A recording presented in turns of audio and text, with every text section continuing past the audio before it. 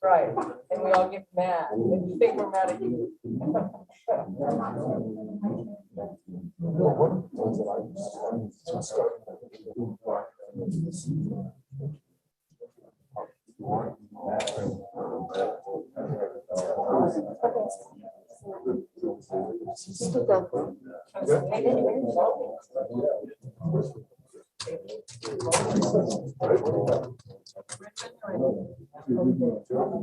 I have a typo.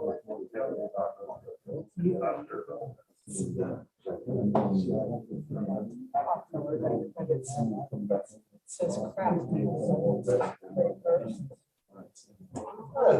It's page 259.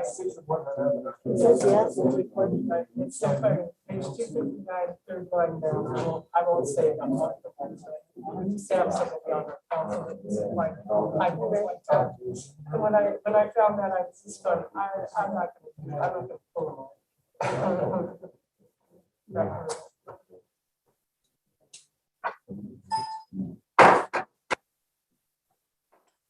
Good evening.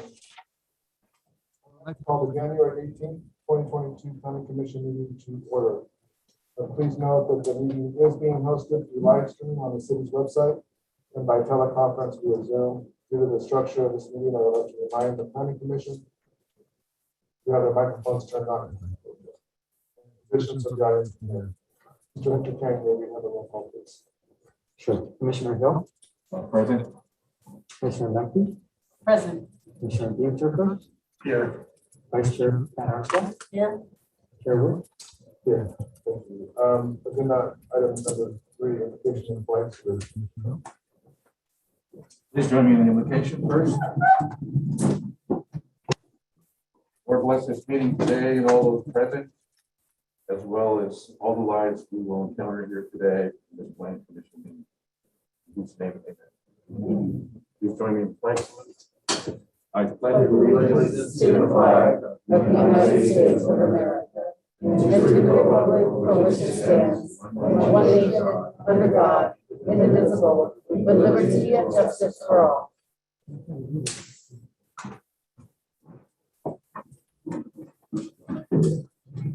Thank you.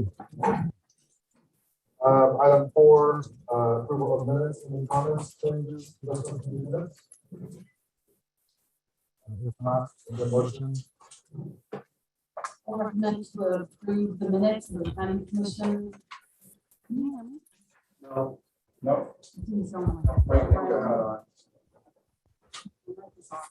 Awesome. So that's good.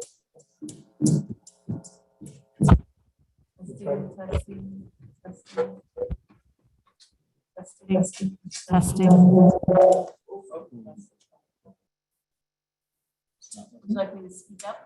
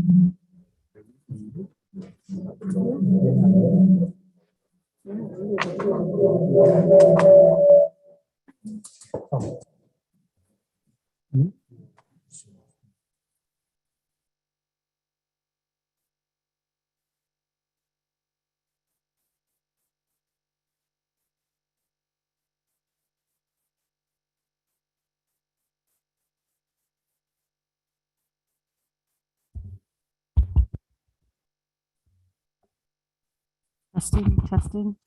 That's better. Testing. Okay. I recommend to approve the minutes of the Planning Commission for meeting January 4th, 2022. I'll second.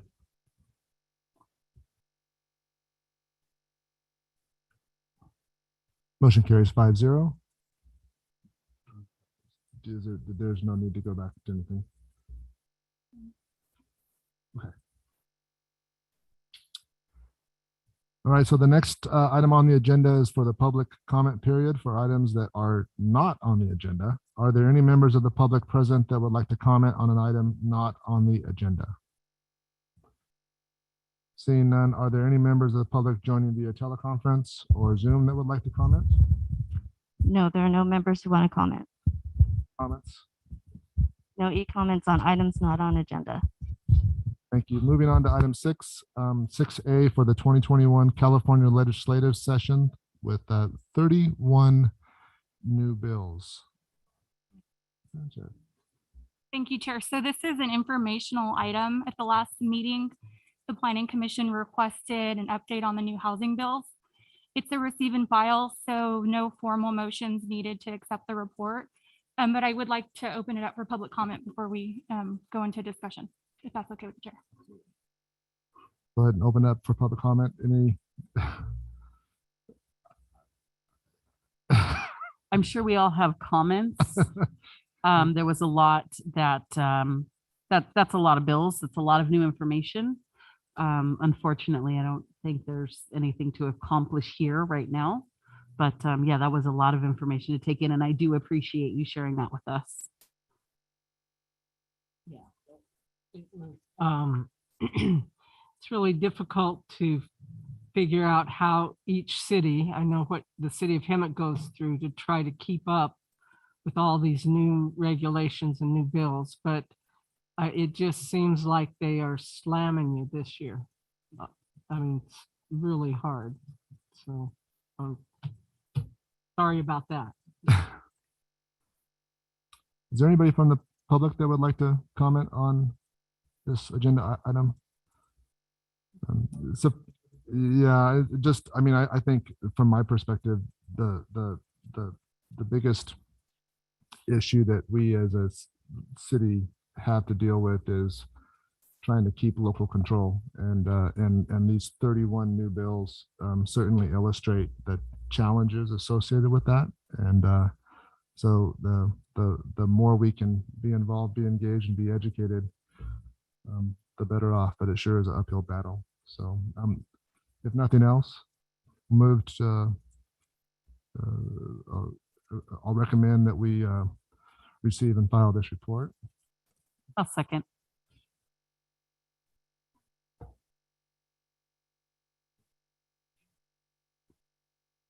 Very good. All right. Item 7A for site development review, 21-013, conditional use permit 21-007, and public convenience or necessity, PCN 21-003, and tentative parcel map 21-003 for the Arco AM/PM gas station and commercial center.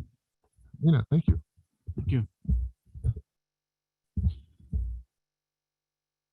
Good evening, Chairman, members of the Planning Commission and public. My name is Mina Morgan, and I'm the project planner for site development review 21-013, conditional use permit 21-007, public convenience and necessity 21-003, and tentative parcel map number 21-003 for Arco AM/PM gas station and commercial center.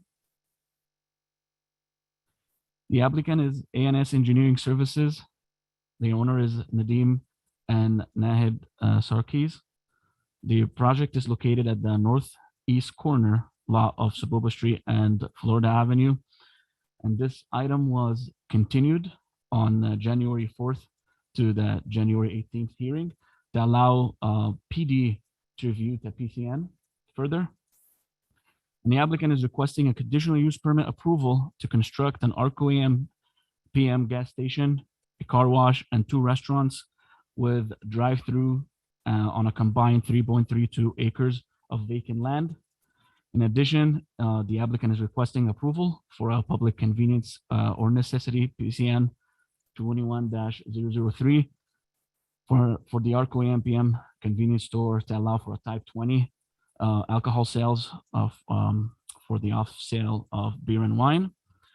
The store, restaurant, and gas station would operate 24 hours a day, while the car wash would operate every day from 7 a.m. to 7 p.m. And alcohol sale is limited to the hours of operation from 6 a.m. to 2 a.m. This project has a general plan land use designation of community commercial and a zoning designation of C2, which is general commercial, which allows for the proposed uses. The project site is currently vacant and surrounded by other commercial uses, including a car wash and an auto repair shop to the west, an elementary school to the south, and residential properties to the northwest, north, and east of the project site. And the site plan showing the location of building 1, which consists of 3,800 square feet. That building is located on the west side of the property, which is going to be the convenience store of the Arco AMPM.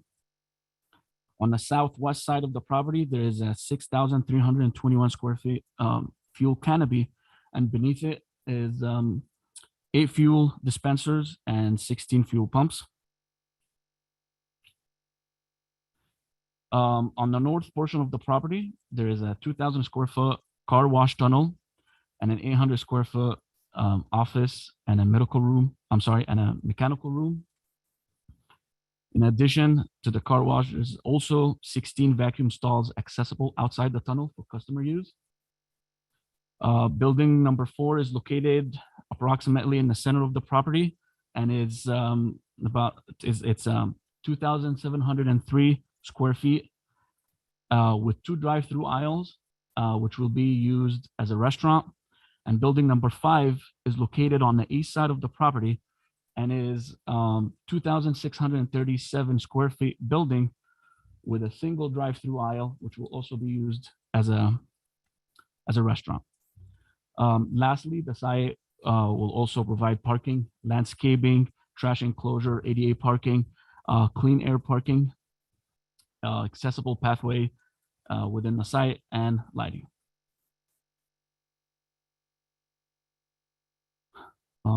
These are the elevations being proposed for the Arco AM building number 1. This is the elevations for the canopy and the fuel pump. And these are the elevations being proposed for the car wash. And some of these materials that the applicant is going to be utilizing as metal ornaments, awnings, steel awnings, steel awning rods, stone veneer siding, and stucco walls, bowler pipes, and wall mounting light fixtures. And this is the elevation for restaurant building number 4. And lastly, building number 5.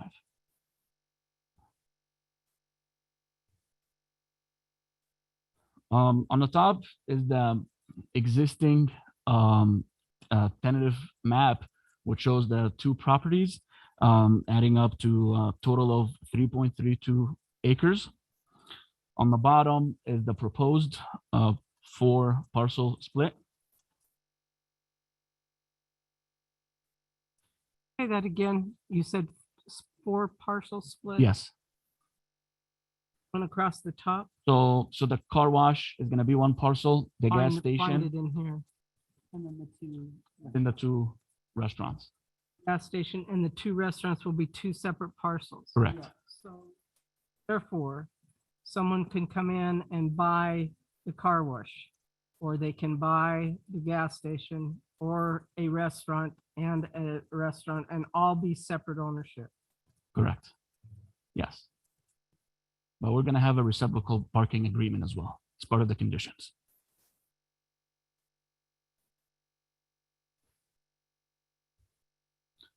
Right. And that's the proposed landscaping. landscaping is being proposed throughout the entire site, in the parking area and within the drive-through aisles and along the street frontage of Florida Avenue and Sapulpa Street. There's also going to be landscape and trees proposed within the setbacks along the north and eastern side of the property to allow for additional screening between the residential properties and the commercial site. And there is going to be 3 access points to this site. 2 of them will be access through Florida Avenue and 1 through Sapulpa. And there's going to be a block wall proposed along the northern and eastern side. It's going to wrap all the way around the site. Present area that's open at the angle, Yes, all going to be block wall. correct. It's going to be 8 feet tall all around. From where to where? From the northern side, it's going to wrap around all the way to the east, Halfway down? all the way down to Florida, All the way down the floor. all the 8-foot block wall.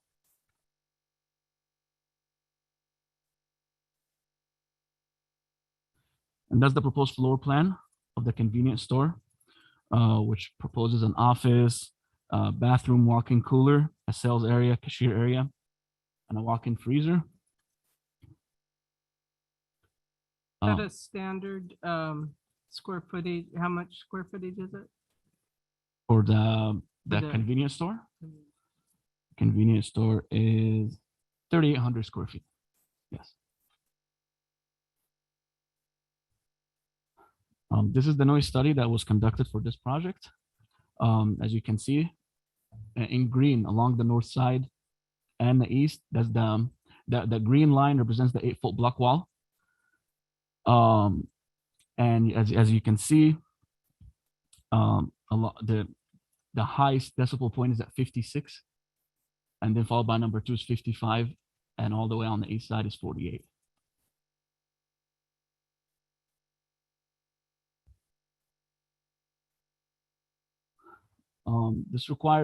This project required a conditional use permit to accommodate for the gasoline service station. It's required with or without the convenience store, and for the sale of alcohol, as well as the drive-through restaurant. It required a public, convenient, or necessity, since it's located in an over-concentrated area. And a site development review was required to illustrate the development of the property. And lastly, a tentative parcel map was required for the proposed subdivision.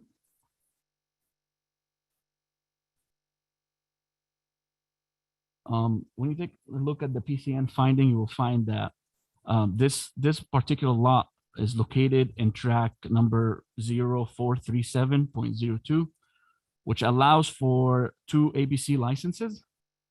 In the black, north of Florida Avenue, you will see 4 ABC licenses that were allowed. And on the south of Florida Avenue, those in orange, that's outside city limit. That track allows only for 2, but there was 6 overall approved. 4 of them were in the city limits and 2 were outside the city limits. I'm sorry, go back through that again. So there was the over concentrated, that track allows for 2 ABC licenses On the north side? just within that track. And the track encompasses both the north and south, Correct. south side, south of which is not city limits. Correct. These on the right are not city limits. Your city limits end over here closer to right before those condominiums, the city limits ends. It's not, that does not go to New Chicago. So on the north side here with Walgreens, Stater Brothers, CVS, Hemet East Center, those are all county.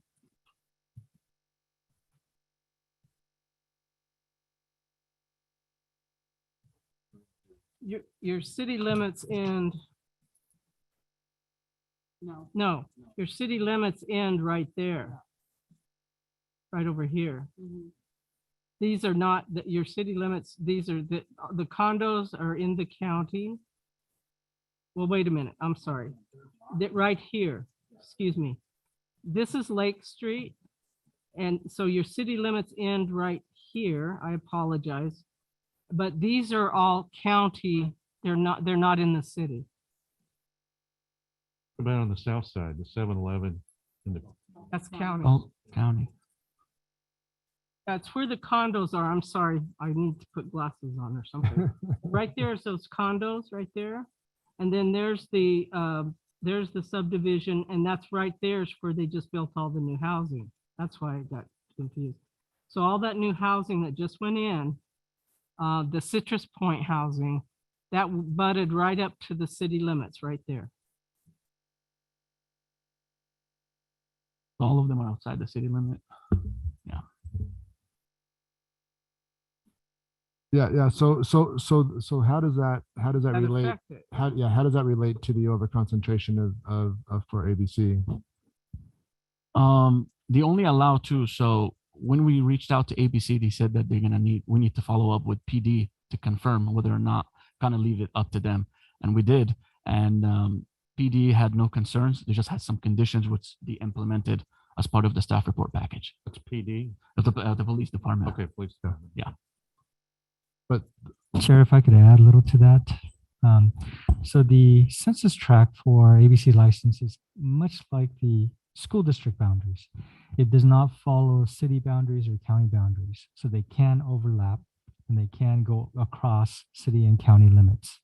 So that's why you see, even though it's in the same census tract, all 6 are outside the city limits for the alcohol licenses. So is that, does Hemet PD have jurisdiction there, or is that the sheriff? Hemet PD only has jurisdiction within the city limits. So did we contact the sheriff department to get input in terms of overconcentration outside of the city limits? No, we did not. So when you say 2, and then see these right here, don't these all have, because the gas station that we had given permission to on Stanford, and then the Stater Brothers right there on Stanford, and Meridian has a liquor store there. Is that a different census tract? Yes. Yeah. Within a different census tract. Okay. Thank you.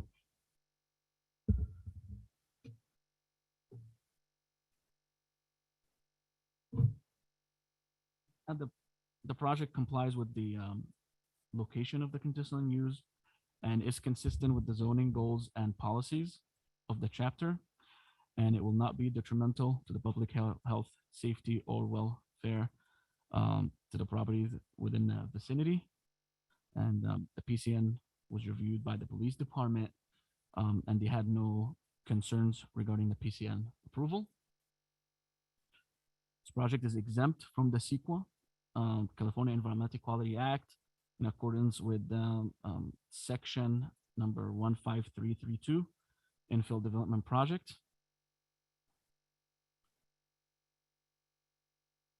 The city did notice the project by advertising in the press enterprise and by mailing to the property owners and tenants within 500 feet regarding the public hearing that is being held today.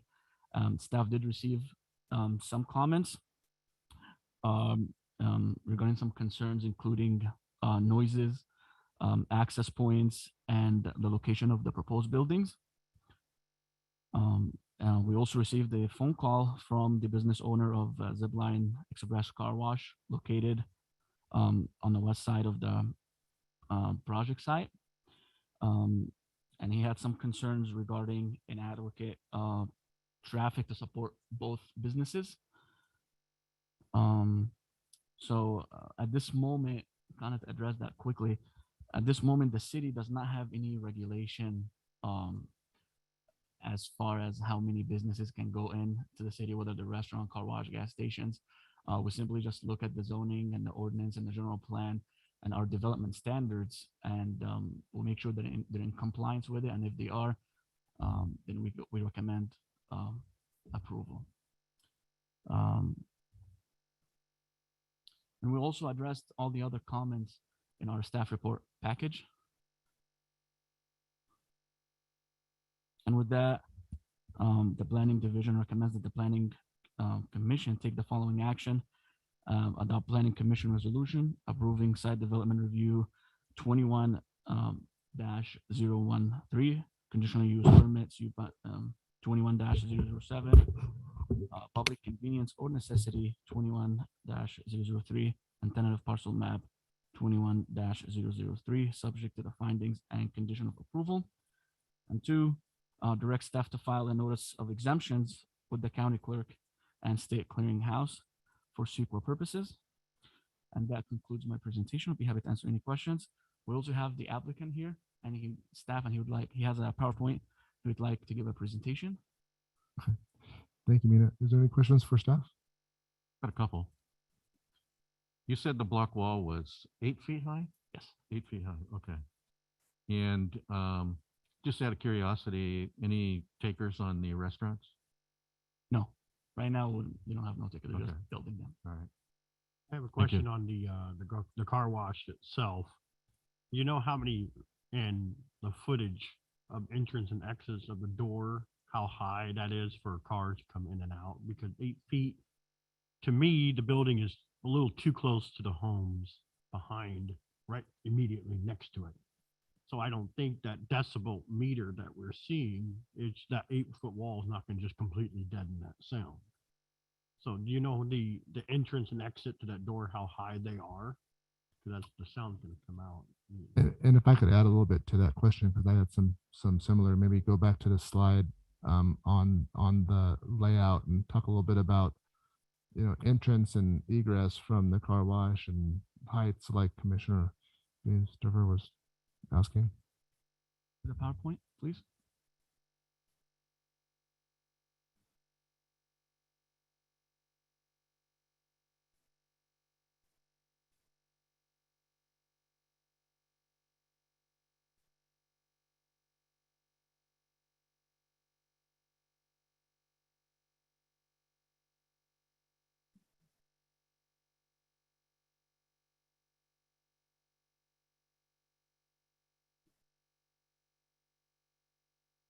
Yeah, this is good to start. So where do cars go in, out? What's the flow of traffic? And then to your point, Commissioner Biesdorfer, is that the height of the entrance and height of the exit. Yeah. And Mina, is this a question maybe better for the applicant? We have him here, and he has his staff and the noise study analysis Okay, specialist as well. so we can wait then, I guess, to get to that if it's better to have them respond, because I think that's something we want to really dig into a little bit. Did you have any other questions for staff? So it's my understanding that the applicant is going to build all the buildings, not wait to get a tenant for the restaurants. They're going to build them ahead of time. And I guess my concern and what I brought up earlier about owning each parcel individually, so therefore they own the building separately, but it's a fairly small center. And so just having some good rules and regulations so that one of the owners doesn't let that parcel go to waste, or they leave, or whatever happens and it gets dilapidated. Some good strict rules so that the whole center can stay appealing.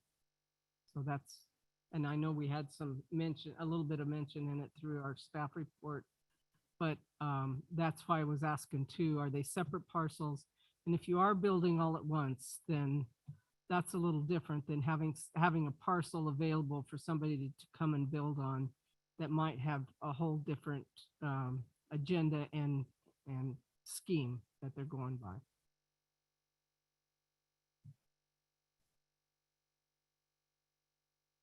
No, I'm just, that's a statement that was a concern as I was going through here and how quickly things would get built.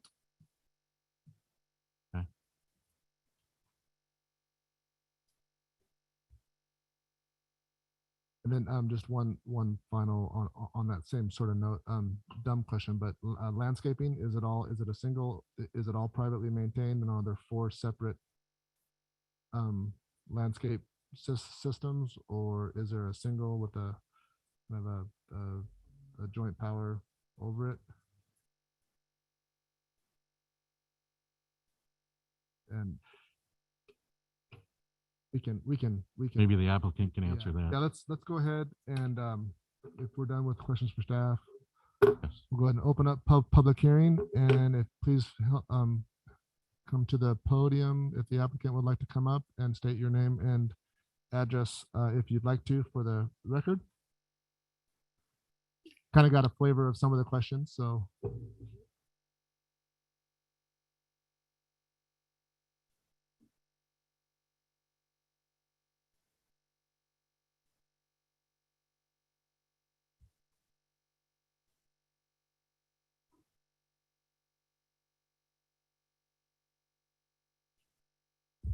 Good evening, Mr. Chairman and members of the Planning Commission. My name is Maynor Bojorquez with an address of 683 Cliffside Drive in City of San Dimas. I am the project manager of the proposed development. I work under Sater Oil International. We are experienced developers, operators with 41 years of experience in the business. We operate 22 locations in California, and our president of the company, Mr. Mike Sater, could not be here with us tonight. He's fighting COVID. He's doing well. He's recovering, so he didn't want to expose anybody. So he asked me to step in and speak on his behalf. As I mentioned, we operate 22 locations in California. We are multiple recipients of excellence awards, and we are the preferred operator with Arco AM/PM. We manage some of their company-owned stores, also in combination with the stations that we own. We're a family operation. His 2 sons are here with us today. We're actively involved on a day-to-day operation. We have a proven experience and track record. And we serve in multiple advisory committees with the industry. So this is a major investment for us. We're very excited to be here in the city of Hemet. This project would cost approximately, just for the gas station and the initial investment, of about $8 million, which also help generate additional new jobs in the business. Therefore, you know, the hands-on approach and community-driven philosophy is key to the success of our project. So we want to thank the planning staff and other department heads. We've been at this project for about a little bit, close to a year. We've worked together in designing elevations, traffic, circulation, landscaping, and we're very excited to be here tonight and hope that we can get your support and approval. As far as the question on the different parcels, yeah, we are going to end up with 4 parcels. And as part of maintaining the standards, the standards of operational that we'd like to accomplish for the city, is that we are going to implement covenant conditions and restrictions, which are going to address the maintenance, the upkeep, any changes, and the proposed use developments that we'd like to see in the center. Okay. So rest assured that we're going to be implementing those standards if we're going to hold any potential tenants, which, by the way, could be also us. We have not decided what to do with the restaurants yet. The franchise companies like to work on a year-to-year basis, so they want to see a product, you know, finished within a year. So because of the amount of time it takes to develop these projects, it may be a little premature. We have not taken them to market. We don't know what, you know, who may be joining us at the center. So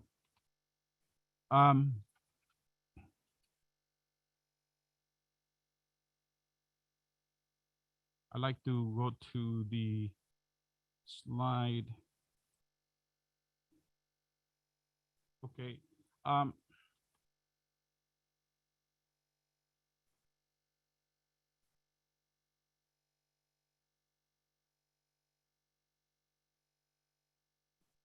Trouble getting to the.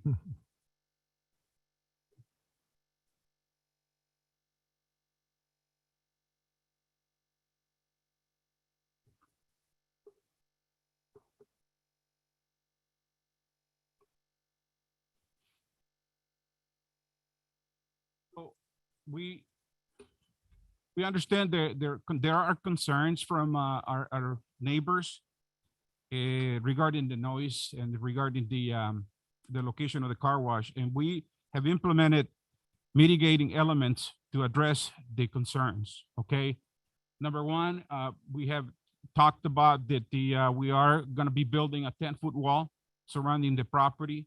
10 or 8? 8, I'm sorry, 8-foot wall.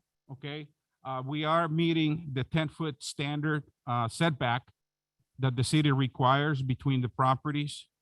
The equipment room for the car wash is going to be away from the residences. It's going to be behind the car wash building, which is non-standard, but we wanted to keep the noise from the machinery away from the residents.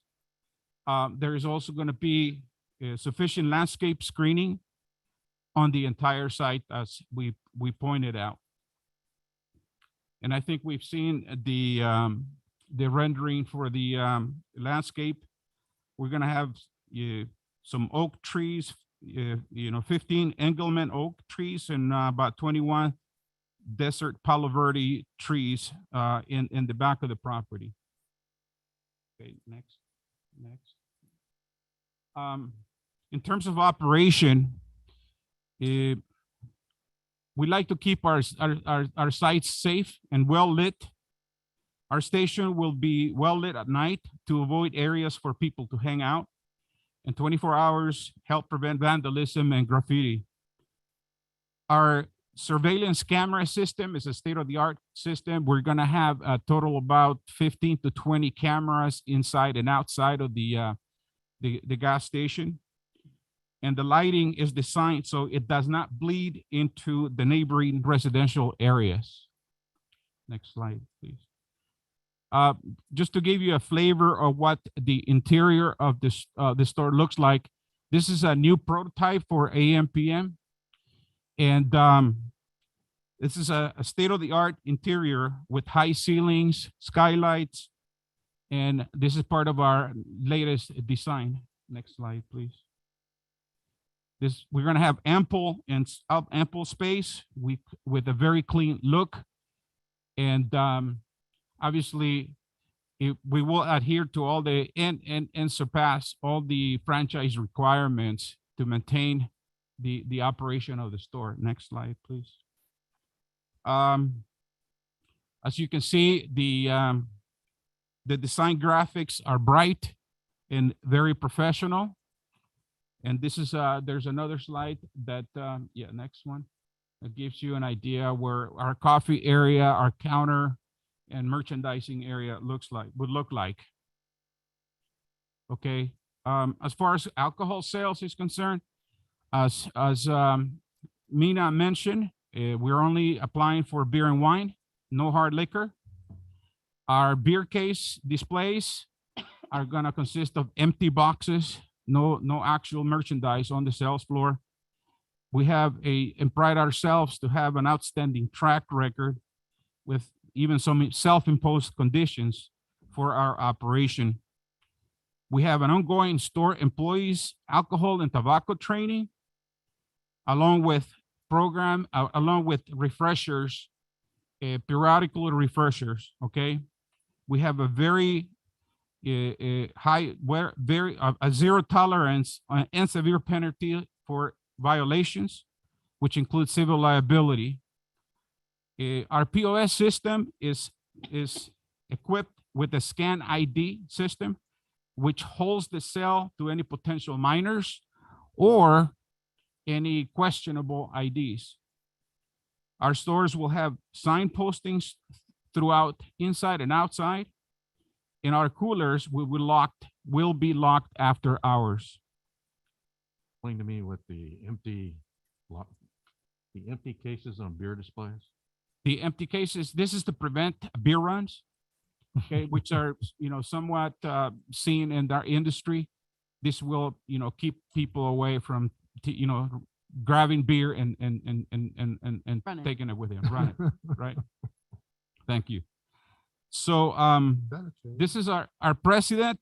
He is the Lifetime Achievement, received their Lifetime Achievement Award in 2014. This is the only award of its nature awarded to a franchisee in Arco's history. So we're very proud to work for him and be part of his organization. Attending with us is myself. Mike Sater is on the line on phone, available for any questions. We have our architect, Ahmad Gaderi, and we also have the acoustical engineer who is available via phone.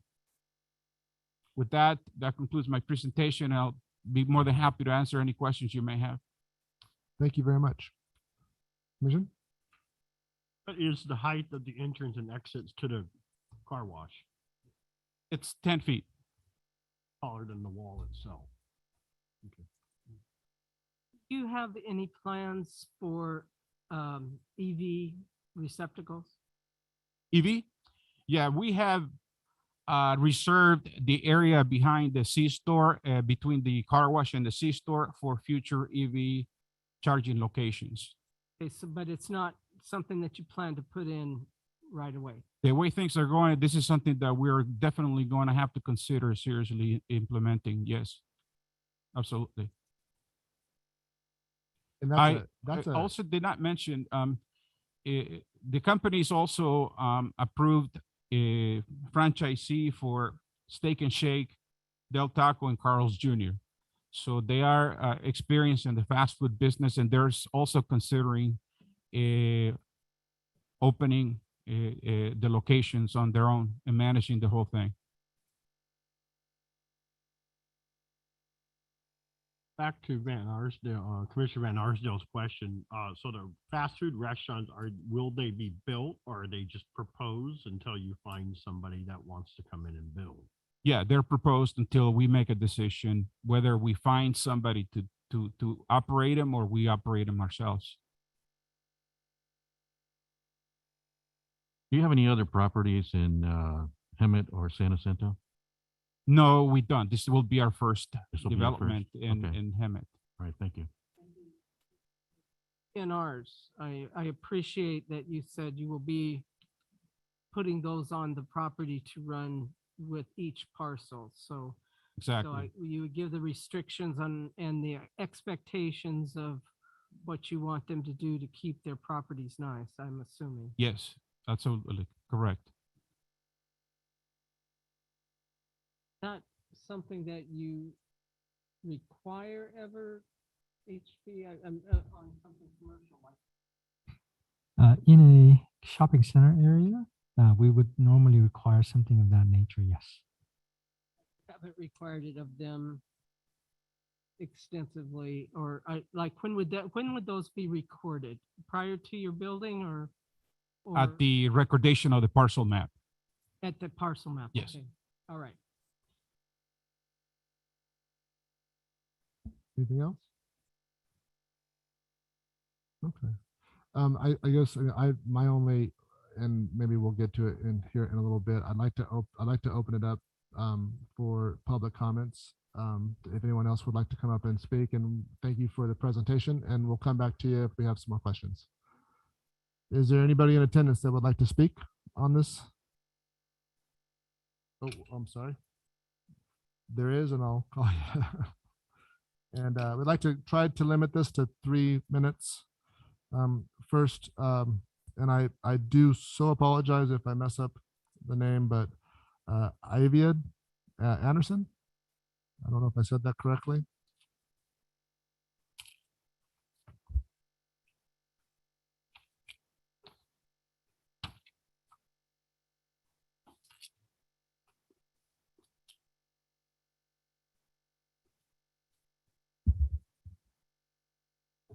Chairman and, is this thing on? Yeah. Okay. Chairman and members of the Planning Commission. My name is Arvid Anderson, and I currently live on Merlin Street, where I've lived for the last 36 years. I've seen a lot of changes in Hemet. I came to Hemet when the population was less than 40,000 people. On that particular street that we're talking about, which is called Merlin, not Merle, since we haven't updated the plot map in over 20 years, you could hear a pin drop, and that's on Florida. I live less than 100 yards from Florida. I could hear a pin drop. This isn't going to be the case anymore. First off, last time we went through this about 5 or 6 years ago, you mailed us out a plot map. I'd like to know why we weren't given the plot map and the proposal ahead of time. Why we weren't allowed to view this and become informed of what the project was. Now that's a clear violation of common decency and disclosure. First off, noise. I don't believe your 8-foot wall is by any means going to contain the noise that we're going to be seeing from a car wash and from an AM/PM mini market. You know, with the amount of customers coming in and going out, and then that leads me to the next problem, which we've experienced in the past, is on Merlin Street. It becomes a thoroughfare off of Florida. If you know that area, you'll know that people used to come in through the east entrance of Merlin Street and use it as a shortcut onto Saboba going to the north. Now this is going to happen because what's going to occur is, as you have two entrances on Florida, traffic is going to get backed up 6 ways to Sunday, just like in and out. That's what we're going to see there. We're going to see massive traffic jams by these two entrances. That will mean that people will end up using the Saboba entrance. Okay, so you make a right-hand turn at the light, correct? Now, you've got to get across traffic and get out of that. So that will basically cause a traffic jam on our street. And most people that go through there go at 30 or 35 miles an hour. There's a lot of children that live on that street. So can I ask you, I'm sorry, can I interrupt you very quickly? I'm Yes. sorry. 2 questions. So there's a current car wash now. Are you saying that's an issue already? No, no, it's not. Actually, we haven't had a problem with them. We've had problems in the past with people just coming through the neighborhood without additional businesses. And isn't Merlin a cul-de-sac? No, it's a bifurcated street. It's a quasi cul-de-sac. One end is on Saboba. Can we bring the plot map up? No. No, we can't bring. Can we just bring up But it's one end of the street is on Florida, Yeah. and the other end of the street is on Saboba. At an angle. So, and the other problem. Okay. I'm sorry, I know Okay, exactly go ahead. where it is. Nope, go ahead. Go ahead. Okay, the next problem I have is the density of this development. Nowhere else in Hemet have we backed up such a dense commercial development right up to a residential neighborhood. I dare anybody in this room to point out where we have this type of development right next to a group of single family homes. This is a small development. We have 2 small developments, Merlin Street and Merlin Street Extension and Merlin Court, that will be affected by this. Okay, so I mean, I'm not against development, but I just think this is way too dense. I understand the the profit margin and everything going into this, but this is just way too dense for the small of a footprint as far as the square footage of this lot and as far as the proximity to single family homes. Idling vehicles will create localized air pollution for our neighbors and our children to deal with, which is a fact. Anytime you have a gas station or any other place where people are coming in and going out on a rapid chain of events, you will see increased air pollutants from cars. Also, I would like to see a plan by the owner developer on how they're going to handle the homeless in East Hemet with this development, because anytime you have a business that sells alcohol, you're gonna have problems with the homeless congregating. Nope. We'll see. That's all I can say is we'll see. All right, thank you very. Also, I'm on top of that- I'm sorry, I'm gonna interrupt. We still have quite a few more. Then I wanted to keep you at 3 minutes. That was a little bit over. Thank you very much for your comments. All right, next is Jeremiah Hertkrich.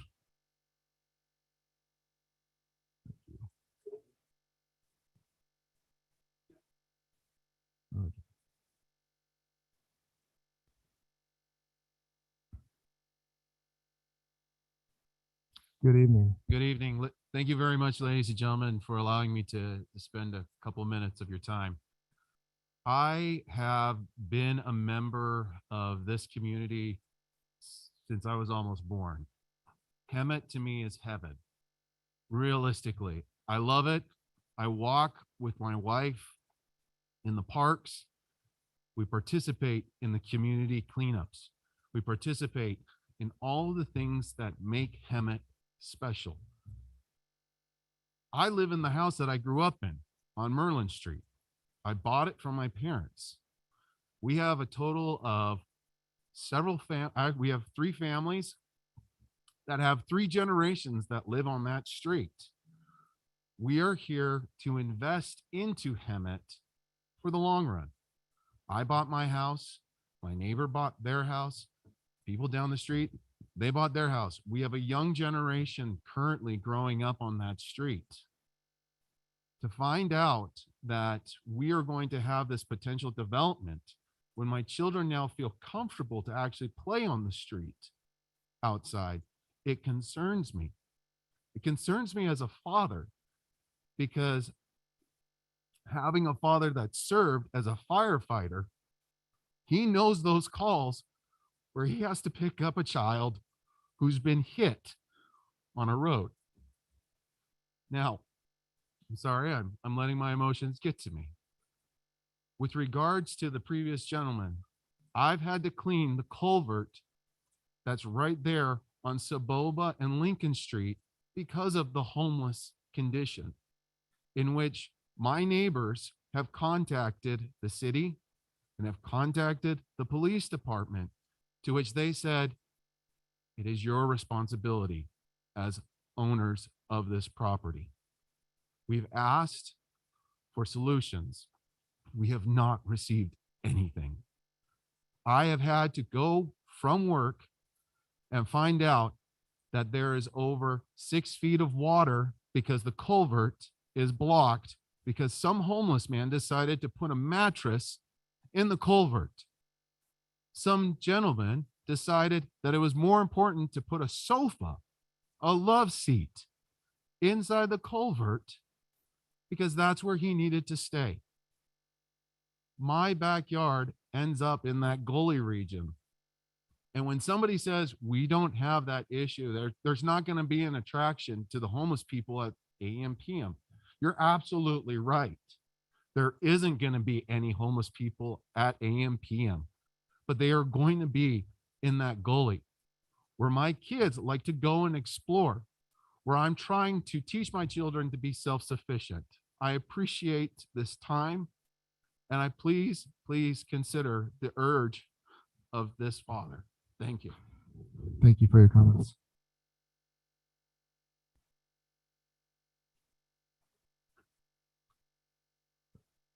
Next is Carl Kaiser.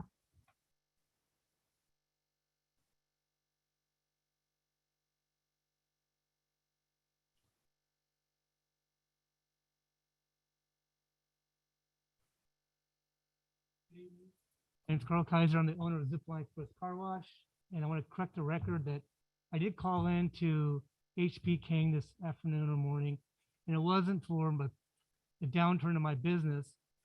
Am I going to have downturn in my business? Yes, I'll have downturn in my business, but that wasn't the main concern. The main concern is my fellow neighbors here.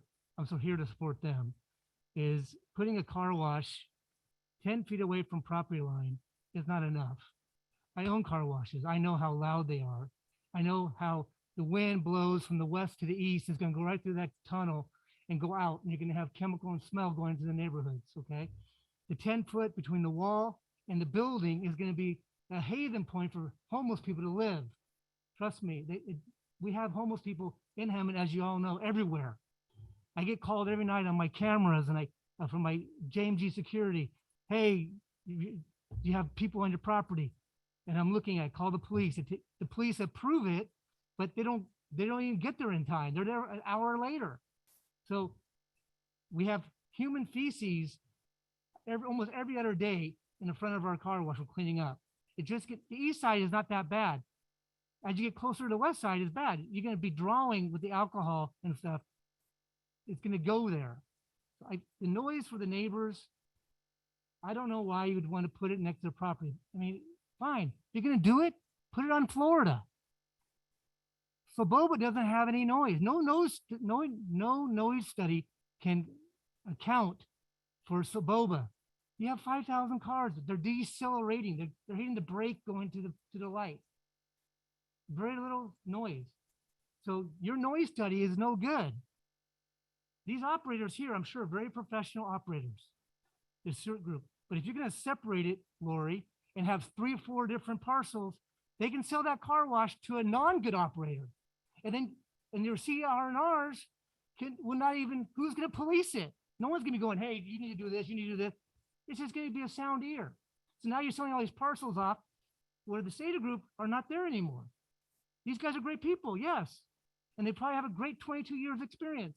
But once you divide it all up, you have all these other people here that are not so good, right? So I'm just asking you, I've been in the community for 7 years, just like these families here, trying to help I had homeless people. I hired a homeless people, a guy named Christopher. I tried to help him, tried to redevelop him. It didn't work. He ended up, after a year or two, going off somewhere else. And I took him around different homes. I'm a compassionate guy. Like I said, mainly, if you're going to put a car wash, I urge you, put it on Florida. You're going to have, like the other gentleman, you're going to have fumes. You're going to have a lot of stuff from other things going on. But again, like you said, Jacob, the noise, an 8-foot wall is not enough. Santa Ana winds, you know, it goes right west to east. That chamber, the wind blows like a tunnel. Thank you. Thank If you. you stand on the east side, your hair will be like this. All that information is going to go in the air, particles, and if people have allergies and all that stuff. Thank you, it's not Carl. worth it. Thank you, Carl. Sales tax in car washes either. Carl. So Thank you. thank you. Okay, next, Philip Fournier. I hope I said that right. I apologize if I did not.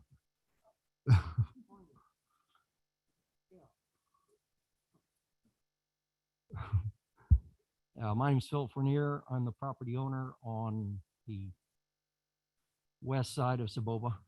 I own the auto repair building there. I'm no longer proprietor of the business, but I am the building owner. My concern lies on the same level of the attraction for the homeless. I know you've got your maps as to the density of these places, but as Lori mentioned, we've got one at Stanford in Florida on the north side. We have the Exxon gas station on the south side, has a small one. The Meridian store has got one. There's a new one out there on New Chicago in Florida. I don't think we have a need for another AM PM in the neighborhood, especially one that sells alcohol. I had to clear out all of the vegetation on the north side of my property there on the northeast corner because of the camping and the homeless there. My tenant, Brian Bird, asked me to clear it out, and I did. We couldn't get rid of them. They camped in there, they did their laundry and hung their clothes on the bushes and so forth. And these places are magnets for an undesirable element that's been a hard thing for me to bear. I've been in the city of Hemet since 1980. It's a long track record. I feel a little hypocritical because I was here asking for a CUP to build my auto repair business as well as the car wash on the corner, which I didn't develop. I sold it and it was developed by somebody else and Carl bought it. And it is noisy, Carl, but we don't mind because, you know, we're in the auto repair business and we make noise too. Anyway, I am opposed to that thing being on the corner. You know, a nice restaurant there would be beautiful. I would be glad to have a Starbucks there. They don't attract the homeless. AM PM is a magnet for the type of people that we just assume not have to deal with so much. So your cameras, gentlemen, they do a nice job of filming the guy outside blowing his crack pipe at 2 a.m. It'll do that. But all you got is a video of a guy blowing a crack pipe, and that's it. So thank you. That's all I have. Thank you. Is there anybody else?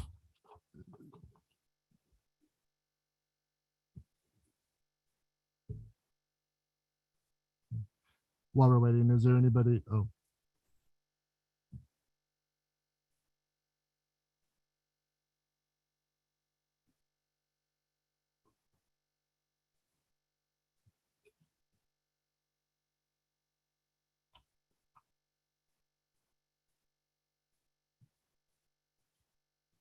Jamie? Apologize. Distafane? Distafane, I'm sorry. Thank you.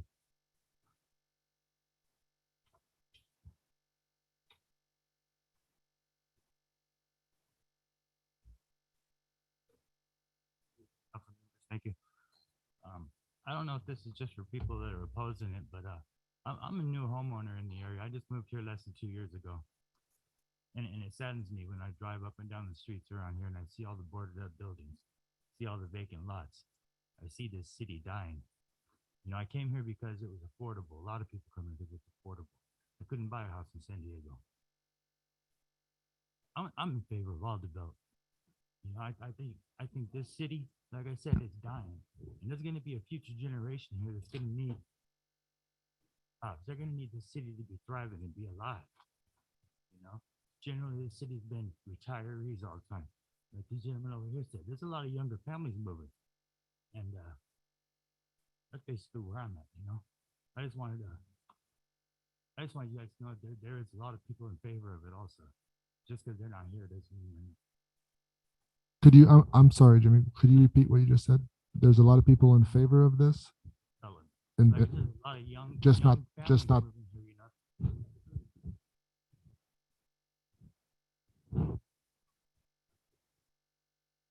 know? What's next? You know, ghost town. So I'm for the project that's I'm absolutely in favor of it. I only live 2 blocks away from that. You know, and I understand the people's concerns and stuff, but that happens everywhere, you know. Places are built, adjustments are. So you're, I'm sorry, just you are in favor of this development. 100%. Okay, thank you. 100%, you know. I understand it's gonna inconvenience you guys a little bit with the noise and stuff, but you know, other people, other places elsewhere, and ultimately they live with it, you know. Okay. Thank you. Thank you very much.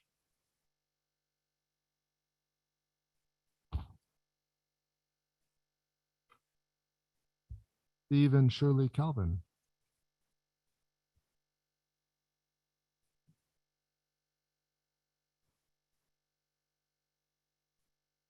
Your time to hear me. Me and my wife were in opposition to this for the same reasons that some of the other people stated here. The homeless being so close to there, and then the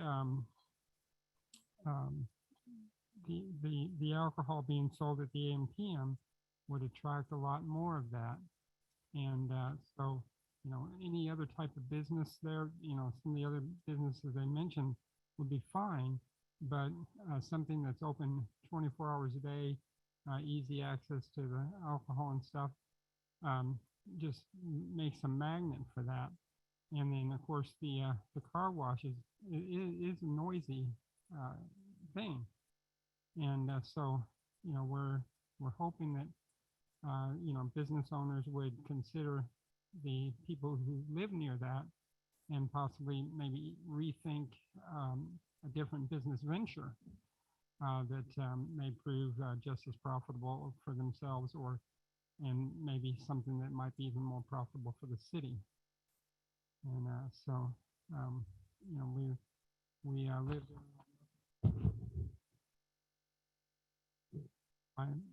and my wife lived there 3 years, and we really like it. We're in love with our neighbors, and it's fairly quiet, and but you know, we do have the issues with the down in the gully of you know, a lot of trash getting put down there and stuff, and the homeless people, they leave their stuff behind. It'd be different if they weren't, you know, like making semi-permanent residents there, you know, by bringing mattresses and everything else. But, you know, if they slept there a night or two and moved on their way, it'd be different, but that's not how they operate usually. So I appreciate your time. Thank you. Thank you very much. Anybody else in the audience? You said there's someone chatting. Are they going to speak?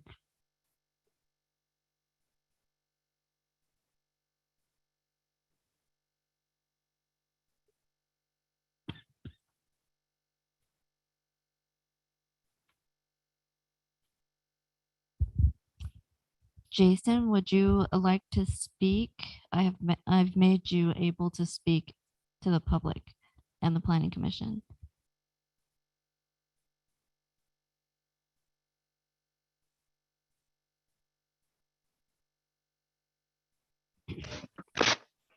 Can you hear me? Jason, is that you? Yes. Okay. Great. We can hear you. Thank you, Okay. Jason. Please state your name and address if you would like to for the record. I live at 4969 Merlin Street, which is directly behind the car wash. Great. Thank you. I've resided here for about over 20 years. I've been a resident of Hemet since '87. I know something's going to be built here. I just don't think this is the right center for the time, especially with the second car wash right across the street. And I think the traffic it's going to bring and the amount of noise it's going to bring. We can hear the other car wash dryer from our back of our house. And I have a son that lives on the street, and my grandson. A lot of families, like Jeremiah had said, he's one of my neighbors. And I just don't know if two restaurants and a car wash and a gas station is going to be the right thing for this center. You know, I have a hard time with it. I think it's going to bring our property values down, and I just don't think it's the right thing for this particular corner. Maybe somewhere else, yes, but with the school across the street and having alcohol being served here, I just don't think that's the right thing to have. So I appreciate your guys' time. Thank you. Thank you. Anybody else? Any comments? There were no e-comments for this project.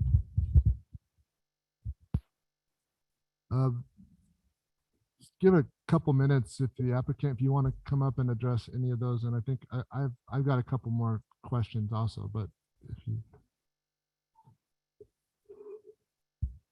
Yes, I'd like to maybe respond to some of the comments made. You know, as far as the homeless issue is concerned, I mean, this is a very sensitive issue, and this is something that, you know, we property owners and neighbors and communities are having to deal with. I can't tell you how many times we've had to you know, move people out of our properties because they're vacant, because they're attract, you know, homeless. And, you know, we're left alone doing that too. You know, it's at our expense. And I think a vacant property is more of a magnet to attract, you know, this type of element, as sensitive as that may be. As I mentioned, our site is going to be well lit, and we're going to be screening the lighting off the residences. And we're obviously held by really high standards to maintain, you know, security and maintain the operations of the store. and we're constantly having to, walk our facilities to make sure that there's no issues. As far as the car wash is concerned, we looked into facing the car wash north-south, and we thought that would be more detrimental as far as the noise is concerned, because it would be facing directly across to the north of residences. That's why by facing it east-south, the noise is travels opposite, travels along east and west of the location. I failed to mention that we will be equipping the car wash with the latest silence dryer technology. So it is a lot less noisy.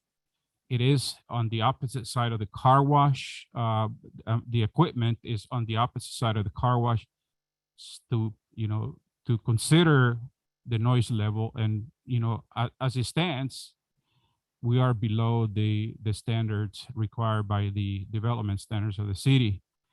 Having said that, we understand there's a concern, and we'd like to offer increase the wall height along the residences to the north to 10 feet.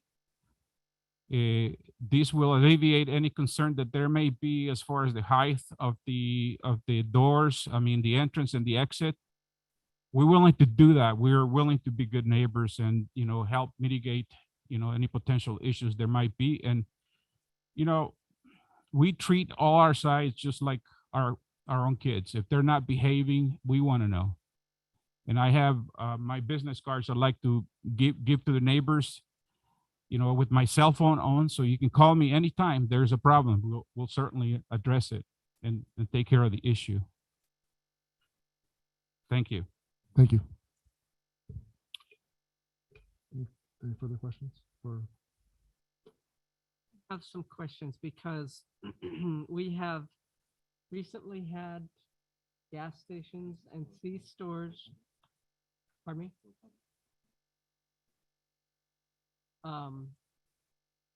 Possibly for staff.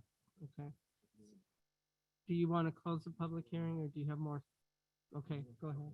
We'll go ahead and close public hearing. Thank you, sir. Okay, so we had long discussions about hours at other convenience store, gas stations, and proximity to school, and like at the Sylvan Learning Center, the alcohol or the tobacco sales at the new center down there by Red Robin. We had long discussions about hours at the Stanford and Florida gas station and hours of liquor sales. And I apologize, HP, I don't remember the hours that they had, but I know that they cut it off at a certain point. And just a block or two away, we're looking at having a 24/7 operation with alcohol proposed for the alcohol sales closes. Closes at, and so what I want to compare is, I can't remember what it was that we came to for the Stanford in Florida. Are we doing the same for this? Because they closed. They weren't open 24/7. The discussion was closing to when their actual place closed. So we changed it to give them an hour after they closed their doors to do what they had to do to stock the shelves. Right, but they weren't selling at that time. Yeah. Correct. Arco AM/PM, just like any other alcohol sales establishment, is governed by the state, and they're required to stop selling at, I believe, it's 2 a.m. And they cannot sell any further than that. And as the applicant has indicated, they will have a locked cabinets for the alcohols. Is that what you meant by you're locking up? Mm-hmm. Correct. So even if you wanted to run in and grab, you won't be able to because the cabinets themselves will be locked. Never underestimate the ingenuity. Then along with that, then is my concern about the school across the street. I do have a concern about them being are in the county, and they are a newer school, so it hasn't been established a long time. However, it is a school, and what are the parameters that we try to keep alcohol away from kids' facility? Sure.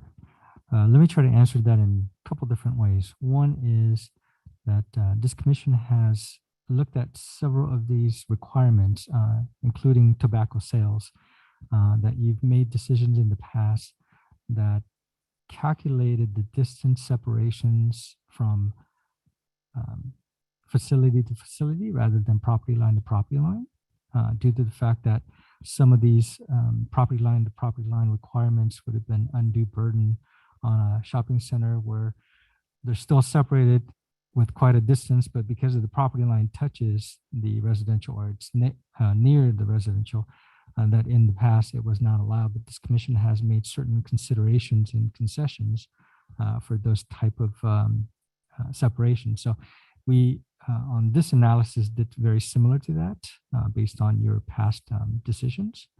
So this will meet the, I guess, the travel distance versus the crow's fly distance from property line to property line. So that's like to the entrance. Correct. To the building or whatever, yeah.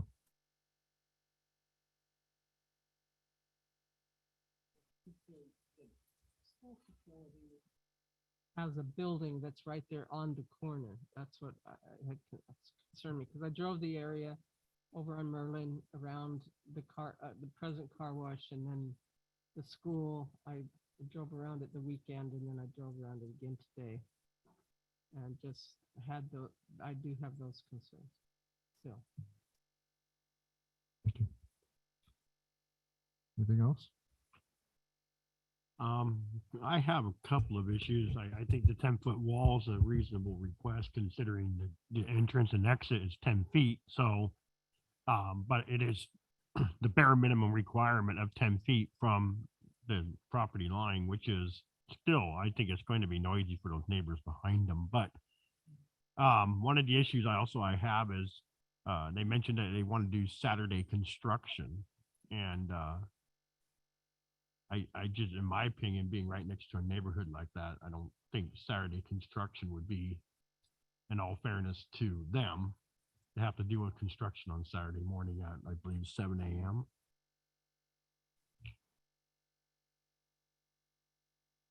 I believe it was 7 a.m. Yeah, 7 a.m. to 6 p.m. on Saturday.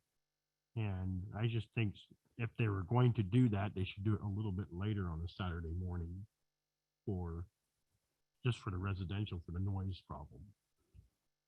But another car wash, we can't say yes and no to some. We can have 100 car wash places here. We can have 2 car wash places here. We can't say no to somebody and yes to someone else. That's just not fair. But I think the placement of the car wash is a little bit unfair for the houses right next door to it. But that's just my opinion on that. I think the Saturday construction at least should be not at 7 a.m. for the sake of the neighbors next door. Let me try to answer a couple of items that you addressed. In our code currently for screening or security fencing, it only allows it to go up to 8 feet maximum, not 10 feet. So 8 feet is the maximum height they can achieve.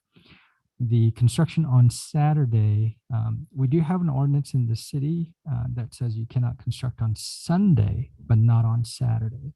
So being consistent with other developers and builders, you would have to keep in line with the same time frame as allowed for any other developer or builder within Monday through Saturday time frame. Let me tell you about that, because I was right behind a new construction, and they constantly were there before 7 and started at 6:15. My neighbor would call me if I didn't hear it and say they're doing it again, and they would work on Sundays. So who is going to monitor that and take care of it from the city? Because we couldn't get anybody to do it. And it was aggravating, and it was definitely different than what the code said. So if you're going to say that that's what they have to do, then you better figure out how to enforce it, because it was not enforced behind me and my neighbors. Understood. We'll have our code compliance officers make sure that they comply within the outlined I regulations. hope so, and I hope, Yes. Joe, you make sure that happens too, because it didn't. They get in early and they get, and I can understand it. You want to get done and get out. It's summer or whatever. But, and I just happened to be an early bird, but it was aggravating for a lot of people who worked and had to, trying to sleep in and trying to have a nice weekend. And it was especially aggravating when they worked on Sunday. And you could ask the applicant if they're willing to adjust their schedule as a voluntary basis, not a requirement. I think it needs to be taken to the council and talked about as far as Saturday time starts, for sure. Any other discussion? Hold on just one moment, please. Thank you. A couple questions. In regards to the ABC and the ABC requirements and the overlap between the city and the city PD and the Hemet Sheriff, do we have any sort of liability or responsibility to present this to the Sheriff Department to get their input on that overconcentration and the PCN? No, the city does not have a responsibility of reporting back to the Sheriff's Department, as Sheriff's Department did not have the responsibility of reporting back to the city. Gotcha. So it's just so happens that we're just right there on the border. So Hemet PD is responsible for city limits. The overconcentration of the ABC is outside of city limits, but just happens to be in the same census tract. Correct. And when I checked the boundary, the Saboba is the limit line for this particular census tract. Okay. Some concerns on traffic. No traffic study required for this particular project, I'm assuming, or was there a traffic study performed? My planner is telling me that there was no traffic study completed. No traffic study, no. Was there, and what's the threshold? Is it in regards to environmental? So in this particular case, because the land area that's being proposed to be developed is under 5 acres, there's a exemption section of CEQA that is, if it's surrounded by an urbanized area, all the utilities and facilities are available, then you could exempt the project that is less than 5 acres. Okay, thank you. And then in regards to ingress and egress, could you kind of go over like traffic lanes and how traffic's going to get in and out from Florida and Saboba? Sure, I'll try to do that here. This is Florida Ave. This is the first entrance into the proposed design. This is the second entrance. So this entrance will mainly be used for the gas station as well as this particular drive-through restaurant. This entrance will mainly be used for the drive-through restaurant as well as queuing for the car wash. This will be a secondary exit and entrance if folks want to come out and make a left turn back onto eastbound Florida, or that folks that are making a left turn onto Saboba and getting in on Saboba access to access all the different facilities. So there's no, because of the Caltrans project, there's no left turn into from a eastbound direction aside from Saboba. I believe there's a median already built, correct, Mina? Yes. Yeah, so there's no left turn access along Florida Avenue. And there's a right turn lane, I'm assuming, on the north side of Highway 74 to allow for traffic to slow down and turn.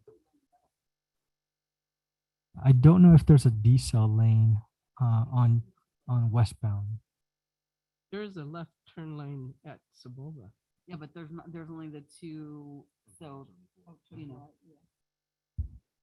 There's no room for that, I'm assuming, no matter what. Correct. Based on the Google map, I wish I can show it to you, but there's a raised median with the left turn pocket, and there are two lanes plus a bike lane before the curb and gutter starts. So there's not a ample or adequate space for a decel lane, given that the corner is already constructed.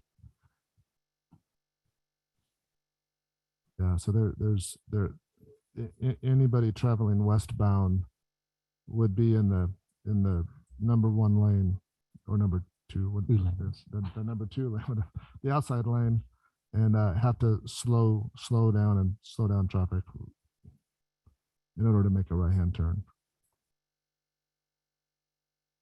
Okay. Chairman? Yes. Is it possible to open up the public hearing again? Yeah, I just wanted to finish up with that. So yeah, we'll go ahead and open up public hearing, and if you'd like to come back up.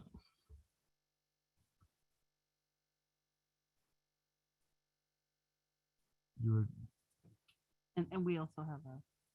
oh, we have an additional? Yeah. You wanted to come up earlier, correct, to address something? No. I wanted to offer to move these 7 a.m. to 9 a.m. on Saturdays for construction. If that's acceptable, that's no problem with us. We'd like to work with you folks. You guys want to respond?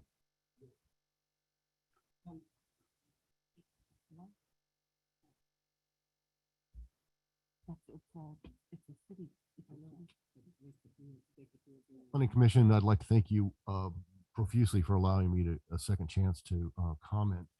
As far as the traffic goes, I'm intimately aware of what's going on Merlin and Florida Avenue. I try to turn coming out of Stater Brothers. I have to make that right turn into Merlin, and since Caltrans saw infinite wisdom to put a center median in there, you know what happened on Florida members. So we squeeze everything down. So we lost probably 5 to 6 foot of turning lane. Every time I turn right at the Jersey barrier or barricade there, I almost invariably get run over by somebody trying to do 55 in the right-hand lane on that. So basically what you're going to run up across is on these two entrances are going to be a choke point for traffic. Now we don't have a real way to mitigate that because we don't have a large enough lane or a large enough offset on the right-hand side on anywhere on Florida to make a decent entry into a business. So that's something to think about as far as traffic. So sometimes that will cause people to want to divert their traffic onto the Saboba Street entrance. So I'd like to you guys think about that particular aspect of traffic. So I believe it's just one lot size from the corner of this property. There's one parcel to their street. There's this parcel, Richard Butler and Grace Butler on Merlin. Butlers? Yeah. There's one parcel, and then there's their street too. So that's where you tried to turn right. that's correct, right in front of the Butler's house. Yeah. Right, and that's what I call it. That's a choke point. And these two entrances are going to be a real traffic problem there, because you're going from about 55 down to 45, and then trying to go to 0 right there on those two entrances. Thank you. Thank you.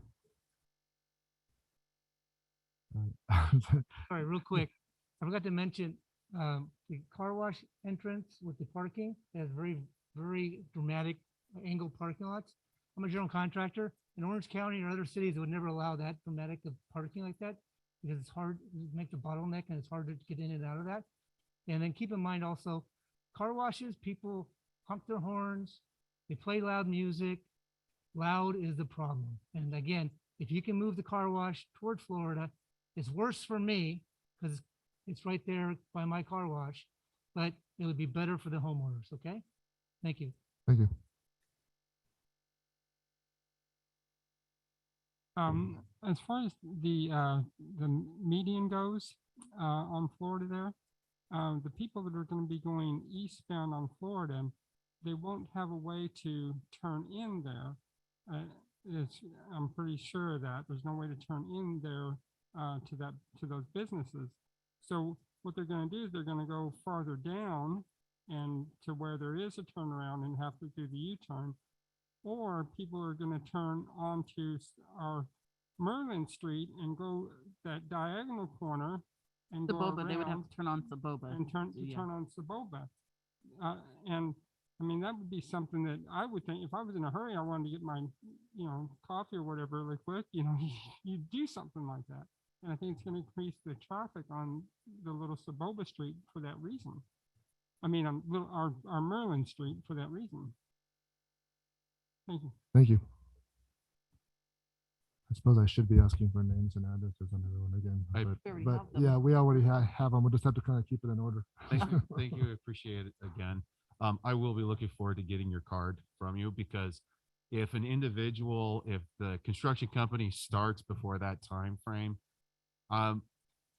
everybody on that street, as the gentleman back here was saying, that we're trying to continue to stay here and live here, which means we have to commute the majority of the time. Everyone on the street that's currently working is commuting. That means that we are leaving the houses early in the morning. So Saturdays and Sundays are special days in which we get to actually sleep in, and to have construction going on before 9 o'clock. Well, that's the time in which we're able to actually recover from everything that's going on the day. And so the issue that I have is I would like then to have a direct phone number from the city so I can report it if it happens. And then also from your construction development company, if this plan moves forward, because there has to be a form of accountability. I deal with firefighters on a daily basis. And if a firefighter goes down with my equipment, I'm responsible for that individual. So if you plan to construct, if you plan to build something, you are then responsible for it. And I look forward to having that card from you, because if anything happens down the road, you are then responsible for it as well, because this was your project and you own it.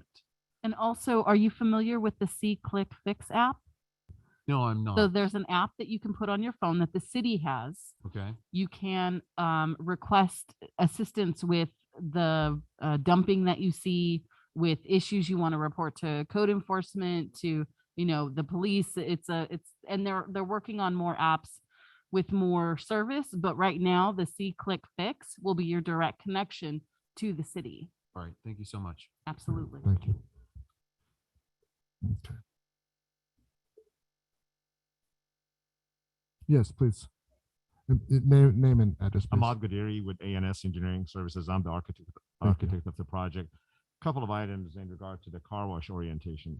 One of the reasons why we located the parking spaces in that direction, because it provides a much better flow of direction exiting the car wash, and it forces the cars from having to, back up and come back this way. They go back to the east and then exit through that, as you can see, the lane that's between the big landscape planter and the last parking.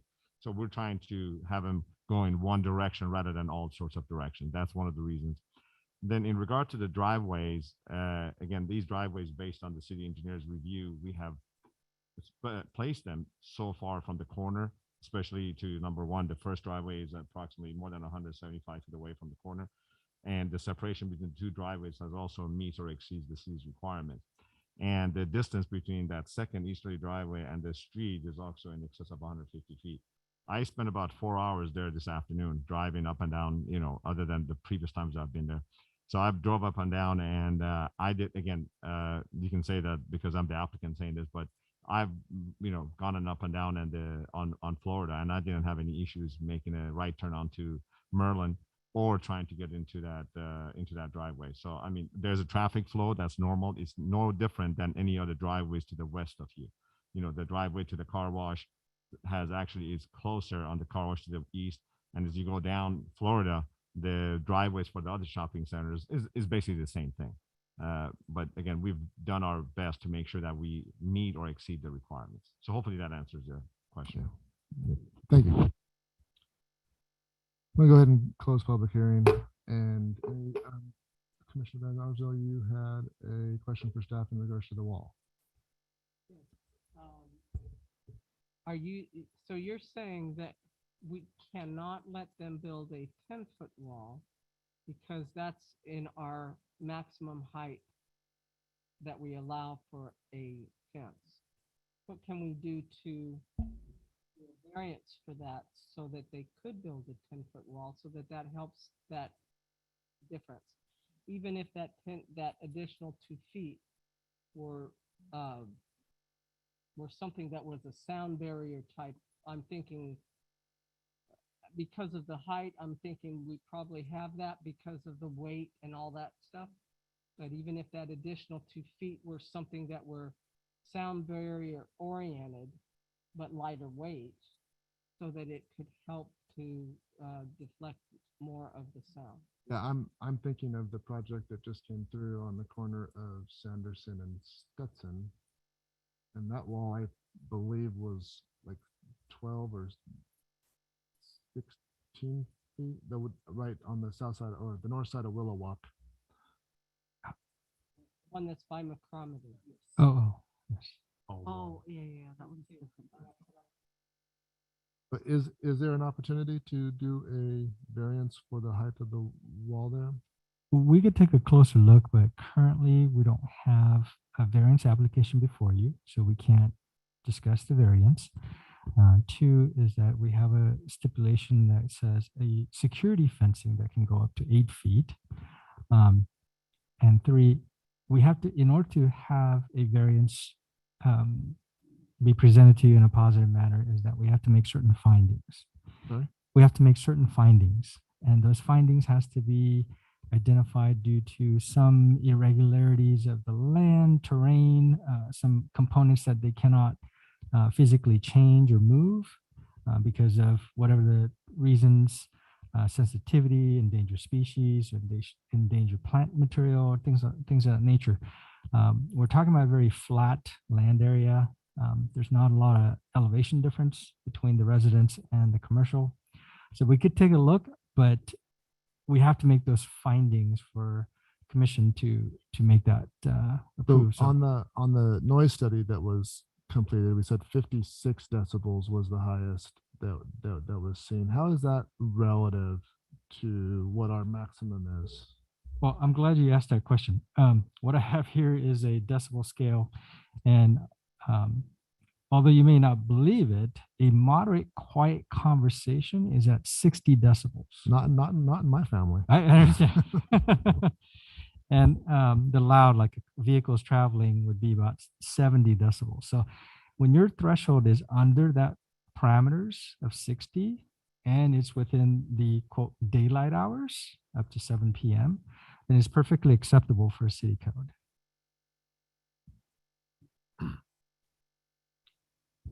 Yes, Mina, come on up. I spoke with the applicant right now, and they proposed to install a wing wall in addition to that. So it'll be right here. This is the 8-foot wall here, but they want to put a wing wall along this side. It'll be maybe 15, 20 feet high. It'll be part of the building. So now that So if it's part of the, excuse me, I'm really close to the mic. How So many if it's decibels was that? it's probably about 65.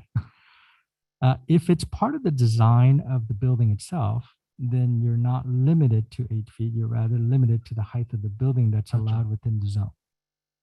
Gotcha. Very good. So that would meet the requirement of the building height limit. Correct. Correct. Yes. Wing wall. Wind or wing? W-I-N-G? I-N-G. Wing wall. Okay. Wing wall. Sorry. Okay. So that would be okay then versus just trying to put a 10-foot wall. They can add a wing wall It would make it easier, yes. to the entrance and exit of the car wash. Probably more towards the exit due to the tunnel fan or the dryer will be at the exit, not at the entrance. Very good, thank you. Okay, so before us, in addition to what is in the staff report, is change to start a construction on Saturday from 7 a.m. to 9 a.m. and the addition of a wing wall of how high, Nina? We can do it 15 feet tall so that it's architecturally pleasing, not as short. Thank you. So with a 15-foot high wing wall on each side of the tunnel to help with the noise attenuation. On one side, not both sides, right? On the exit, on just the exit side. 15 tall, okay. Thank you. Thank you. Very good. Any discussion, commission, thoughts? I I would think- like to say that, and I appreciate all this discussion. I think everybody's trying to work on this, to work some things out. And when he talked about turning off there on Merlin and the traffic it's usually going a lot faster coming from the east going west. It hasn't had the slowdowns yet. And maybe we need to get with Caltrans to take a look at that, because the 4 entrances, Merlin, the 2 into the shopping center, and then the Saboba, is not really any different than Stanford, or it is different than Meridian. Meridian only has 2 plus Meridian, but it's not that much different. It's just that when they're coming at you, coming from the east to the west, they are going a lot faster. So maybe that's another thing. That's not up to these folks, but it could be up to us to talk to Caltrans to see about a bit of a slowdown there.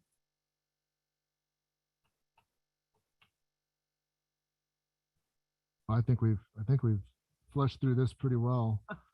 Thank you all for your patience. Yeah, Yes, thank you. Is there first, Commissioner Hill? It looked like you were gonna. No, I'm just thanking the applicant and the residents for this discussion. Thank you. Good. Well, Just on clarification though, the fast food, it may be completely different than what was proposed because he mentioned Del Taco, and we know franchises have their layouts. So it's not this layout. They haven't made their. So there's just a drawing just to show that there's something gonna go there, but we don't know. Correct. But the layout, though, however, the orientation of the drive-through themselves will remain the way it is.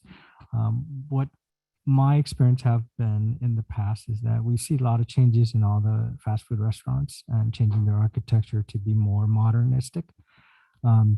What they've been finding is that the boxier look, as you see more of these days, is pretty consistent throughout all different fast food restaurants. So it's not specific to Del Taco or Taco Bell. Pretty much all the restaurants are going to that design. So you won't see too much variation from that type of design. You're not going to find something like the traditional Taco Bell used to have that curved roof line. You probably won't see those. You'll probably see more of those boxier, modern, bit stronger colors of design coming through. Well, I heard Steak and Shake. So make that happen, Mr. Kang.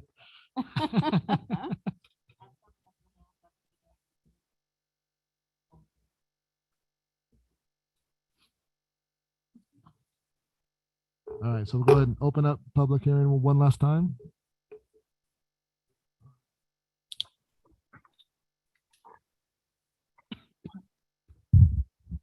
Claire, if you would like to speak, you're ready or able to speak now. Hi, thank you. Can you hear me? Yes, Claire, please name and address for the record if you don't mind. So I'm Claire Pincock from MD Acoustics. So I don't think you want my address. I just wanted to answer a few questions regarding the noise study. Claire, I'm sorry, could you, we're having a kind of a hard time hearing you. Could you speak into the mic a little bit better and then maybe a little slower? I do apologize. Can you hear me? Can you hear me better now? Yes, let's try that. Can you hear me? Yes, go ahead. Oh, I'm so sorry. Okay, so I'm from MD Acoustics, and I just wanted to clarify a few things to help with the questions about the wall height and the exit height. I wanted to point out that our model does take into account it's three-dimensional. So we do have the 10-foot height and the 8-foot height of the wall because the receivers, your ears are about 5 foot tall. That's why so much of that noise gets blocked by the wall. And I also want to mention that since the project was modeled in June, they have further upgraded the noise, the blowers. So they're a few decibels quieter than we even now have in the model. So I'm just hoping that helps to clarify some of the questions. That's all. Thank you. All right, thank you, Claire. All right, close public hearing, and we'll someone like to make a motion on this, or are we at that point? I'll make a motion that the planning commission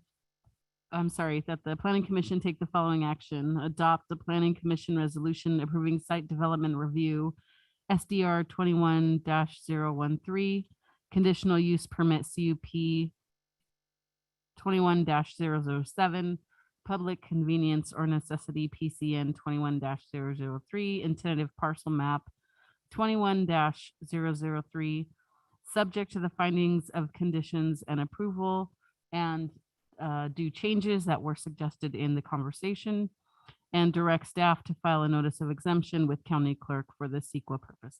And for clarification, those changes are the addition of a 15-foot by 15-foot wing wall on the exit side of the car wash, and a change to the hours of construction on Saturday from 7 a.m. to no later than start of 9 a.m. Correct.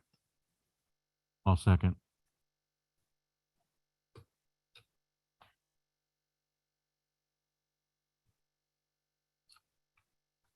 The motion carries 5-0. Thank you, everybody, for your input and involvement on this. Okay, moving to item 8A for variance 21-001, 910 Newport Road. Let me know.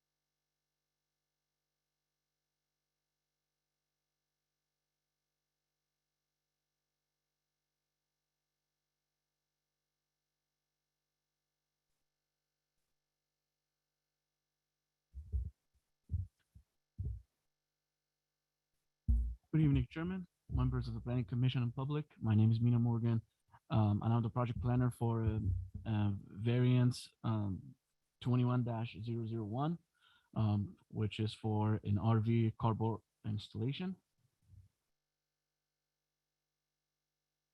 The applicant is AD Engineering Group. The owner is Michael Smith, and the project is located at 910 Newport Road. The applicant is requesting a variance approval to construct an RV carport within the side yard setback of an existing single-family residential lot.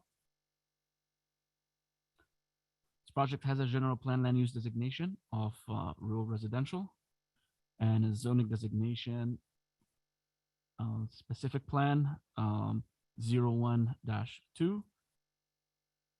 This property is located in the McSweeney specific plan, planning area 26, which is also zoned rural residential with a minimum of 40,000 square foot lot. The project site is a single family residential property and surrounded by other residential uses to the north and west, vacant land to the south, and a trail and a vacant land to the east. The proposed site plan, the applicant is requesting a variance approval to construct a 24-foot by 60-foot enclosed RV carport within the side yards setbacks of an existing single-family residential house. The proposed project is located within the McSweeney Farm Specific Plan PA 26. This specific plan requires a minimum side setback of 20 foot from the property line to any construction. The proposed RV carport location is 4 feet from the side property line due the unique trapezoid property.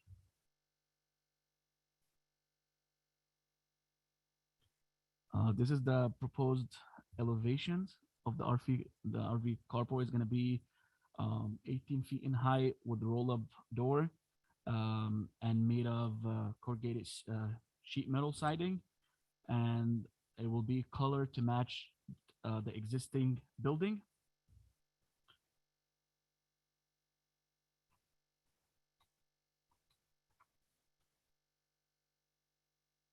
If you look at the property in orange, that is the project site. All and the rest on the west side of it, those are all other properties that are zoned 40 with RR as well, with 40,000 square foot minimum. And there is a trail easement located on the east side of the property. And because of the way that trail is constructed, it's coming down at an angle and instead of being straight. And because of that, that property is designed in a trapezoid configurations. If you take a look at the properties to the west, they have approximately an average side of 200 feet deep by 217 feet wide. And that particular property that we're looking at in question, it's about 200 feet deep by 117 feet wide, which is roughly 100 feet short from the in comparison to the other lots. It also has a narrow side frontage,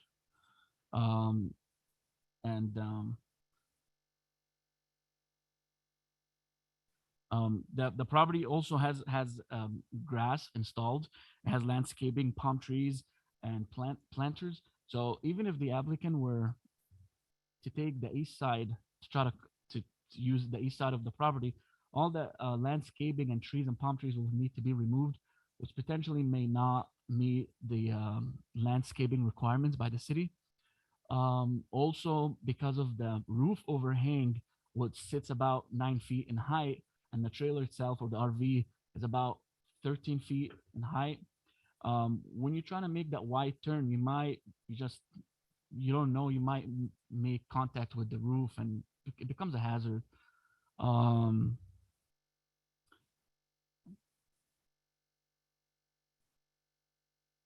And with that, we found that the project is consistent with the variance findings. It does have unique physical circumstances applicable to that subject site, and it does not constitute a special privilege to this lot.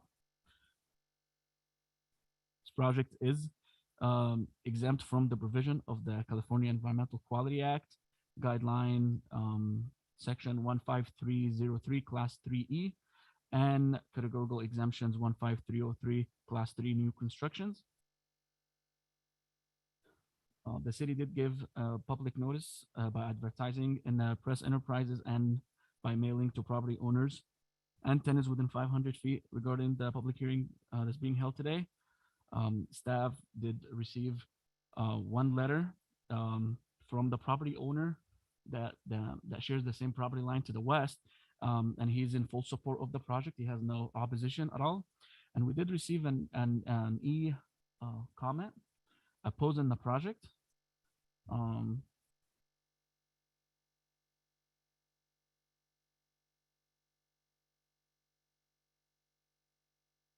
with that, the planning division recommends that the planning commission take the following actions.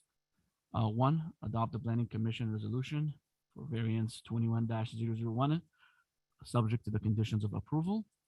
And two, direct staff to file a notice of exemption with the county clerk and state clearinghouse for CEQA purposes. Yes, ma'am. What was the basis of the opposition? It was quite lengthy, about mainly their Commissioner, we have that letter and the secretary will read it into the record. Can we go ahead and do that now? Oh, that's right. Thank you. I'm sorry. Any questions for staff before we go to public hearing? Okay. Yeah, so we'll go ahead and open up public hearing. Want to go ahead and read that into the record?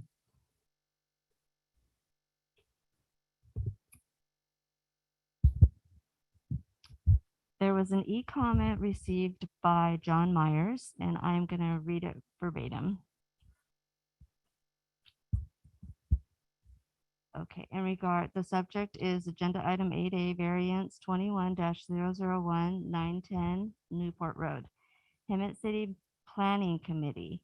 I am unequivocally objecting to the setback variance requested for the opposed construction of an RV carport.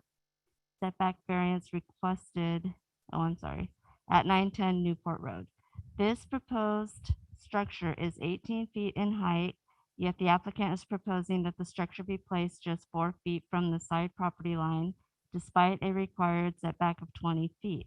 The applicant is arguing that because an RV cannot enter the lot from the east side due to the trapezoidal shape of the lot and the trail easement on the eastern border, that the property is unique. However, this is not the case. One, the trapezoidal shape, this home is part of the greater neighborhood of McSweeney Farms. Each neighboring home along the northern side of Newport Road has the same restrictions on RV parking as the applicant.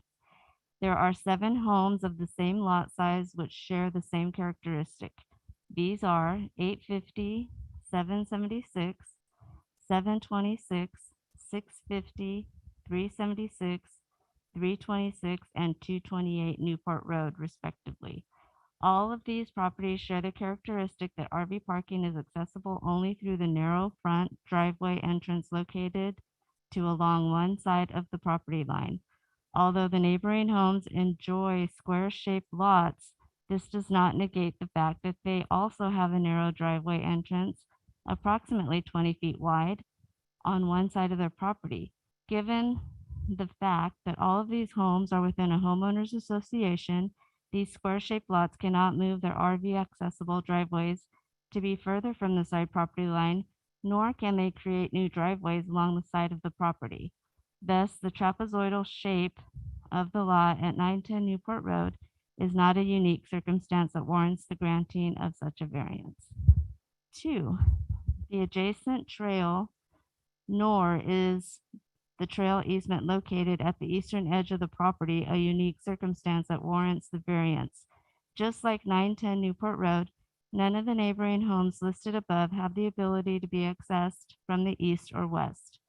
All homes are either bordered by their neighbors or by HOA-owned land, meaning none of the 7 neighboring homes have the ability to create RV access from the sides of the property line, just as 910 Newport Road. 910 Newport Road is not a unique position because of its shape or the adjacent trail. All other homes along the northern side of the road are in the same circumstance, should they decide they would like to build an RV carport. 3. RV turn radius. Furthermore, all neighboring homes share the same lot depth of roughly 200 feet. In this manner, 910 Newport Road shares the characteristic with its neighbors that there is not enough space to safely maneuver an RV further from the property's edge, given the wide turn radius required. Despite the trapezoidal shape of 910 Newport Road, all neighbors share in that struggle that when a large vehicle enters through the narrow RV accessible gates located at the front of the property, the vehicle cannot turn and must remain in line with the driveway. 4. Zoning required setback. Also, the applicant claims the zoning standard for this property is strict.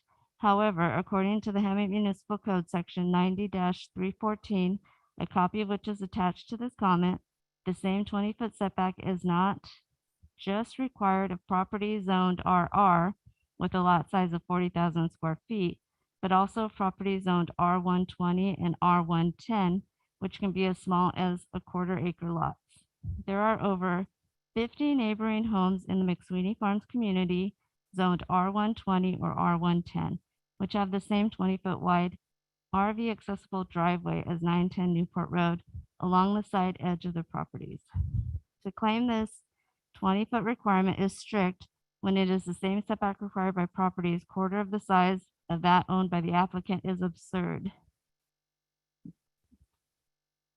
Thus, if this variance is granted to the applicant, then all of the other 50 homes along Nightshade Street, Olivet Street, Marvel Street, and Mahogany Street should all be granted variances to build RV carports on their properties as well. 5. Special privileges. The applicant argues that this variance shall not constitute a grant of special privileges, which other argued above.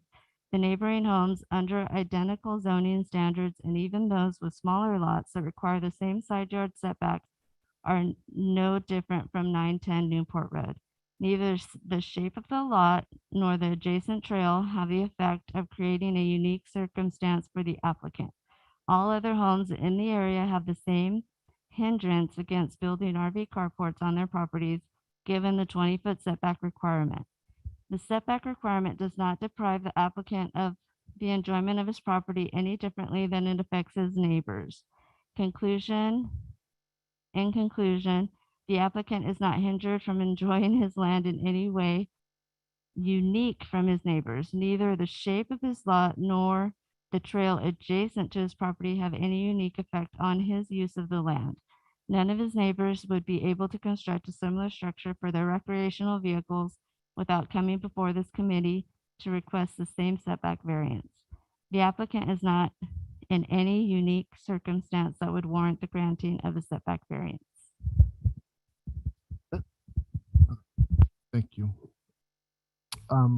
Any other public comments? The applicants here, if you'd like to come up, and I mean, I think just to respond to some of those comments, I think the staff report clearly outlined the differences between this lot and all the other lots along Newport Road, specifically with the amount of available frontage to Newport Road. The average lot frontage is what, 210? 210 and 217, and this particular lot has. Yeah, so it's certainly certainly unique. So, okay, thank you.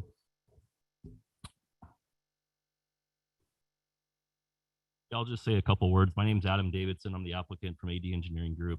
Thank you, Commissioner, Chairman, and the rest of the Planning Commission for for hearing us today. That's the owner, property owner, Mike Smith. Just a couple quick things to respond. Those addresses listed, every one of those was those rectangular shaped lots. None of them were similar to what Mr. Smith's property is. And also he referenced Mahogany and some of the other, those are all half-acre lots. His is a 1 acre lot. It's a whole different, it's not apples and apples, so to speak. So I just wanted to clarify a couple of those things for the record. Great, thank you. Thank you. Olivet, I'm sorry if I could have questioned the Olivet parcels, those are half acre? Half acre? Yeah, the other, like on Mahogany and the other, the streets behind to the north. Let me know. So there's six, I think there were 6 properties referenced. The red rectangle, those are, I think, 4 of the 6 or 4 of the 7. And then there's 3 others to the west of that. And all of those have the same 217 foot frontage, and Mr. Smith only has the 117 front footage. And for him to try to do it on the east side, like Mina mentioned, is kind of problematic with the residents, and essentially he would have to use up basically his whole backyard to try to park it. So he has to park it, to park an RV would have to go straight shot back like this. correct. Yeah. And if you notice, there's a pool back there. So he'd have to somehow get around the pool and get all the way back, and his whole yard would be, there's a pool right there. Correct. Yeah. And on the east side, on the trapezoidal, it's Mina had mentioned some landscaping, and it's just really tight, and it's What's the setbacks on the east side and the back of the property too? Is it the same? You have 20 foot on the east side as well as correct. Yeah. So I mean, you're kind of. Yeah, it's kind of, I mean, he approached me and wanted to, do it the right way and do the due diligence, and there was only one thing that really made sense, and that was kind of where it's at. And we reached out to his direct owner, who shares that property line, and he has no issue with it. And that's part of the staff report. We're here. That's correct. And that's part of the staff report as well. And actually, I'm sorry. I just wanted to say thank you. Thank you for going through the process. Thank you for bringing it to us. I think it's amazing when people know they're supposed to go through the planning commission, and B, actually do it. So thank you for that. I'm sorry. Could you, if you want to speak, please come up and. Yeah, thank you, Mina, for everything. Thank you. Yeah. Off of Adam saying those 4 houses that are to the west of me in red, from my fence line to Brian's my neighbor. That's the guy directly to the west, the first red next to the orange. Yes. From my fence line to his side of his house right there, that's got to at least be 80 feet. So they have the ability to do the 20 foot, and still the concrete pad that's to the right of his pool, that's almost 35 feet off of the fence line. So if I was to do the 20 foot offset, the way my design is, it would leave me probably with like an 8 foot pathway between the fence and my house. Very good. It's really not the same. Very good. All right. Well, thank you. Any more comments? Close public hearing, discussion, issues, motion. I'd like to make a motion that to adopt the planning commission resolution approving variance 21-001, subject to the conditions of approval. And number 2, direct staff to file notice of exemption with the county clerk, state clearinghouse for CEQA purposes. I'll second.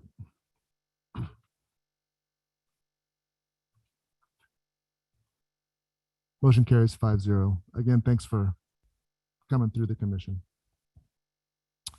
All right, final item is 8B for CUP 19-015 and SDR 19-012 for the Holiday Inn Express and Suites.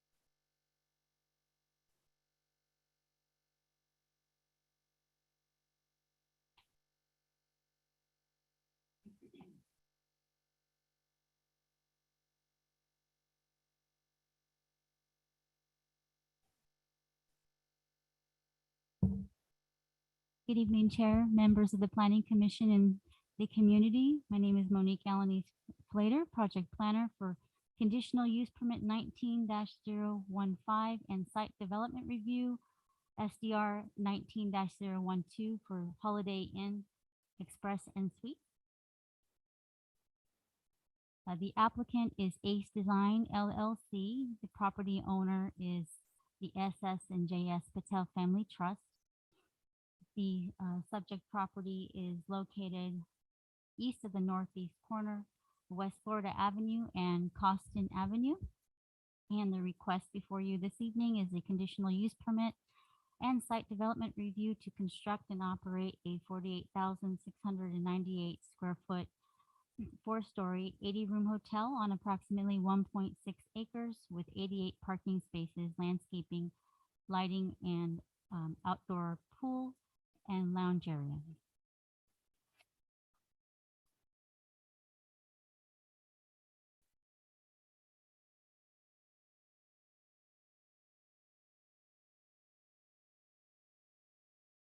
The subject property is approximately 1.6 acres and is located east of the northeast corner, West Florida Avenue in Costin, approximately 0.6 miles north of the Hemet Ryan Airport. Surrounding land uses include the Golden Village Palms RV Resort to the north, commercial uses to the south, Hampton Inn and Suites to the east, adjacent property to the east, and vacant commercial parcel to the west. The general plan land use designation is community commercial. The zoning designation is C2, a general commercial.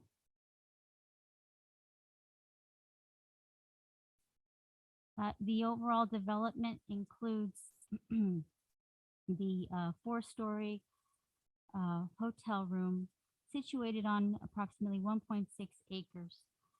The overall circulation plan as presented here, the access to the development is provided from West Florida Avenue via a 35-foot driveway approach configured to provide a right in, right out only turn-in movement to and from the site. So an existing left turn pocket with raised median is currently located along the frontage of the property.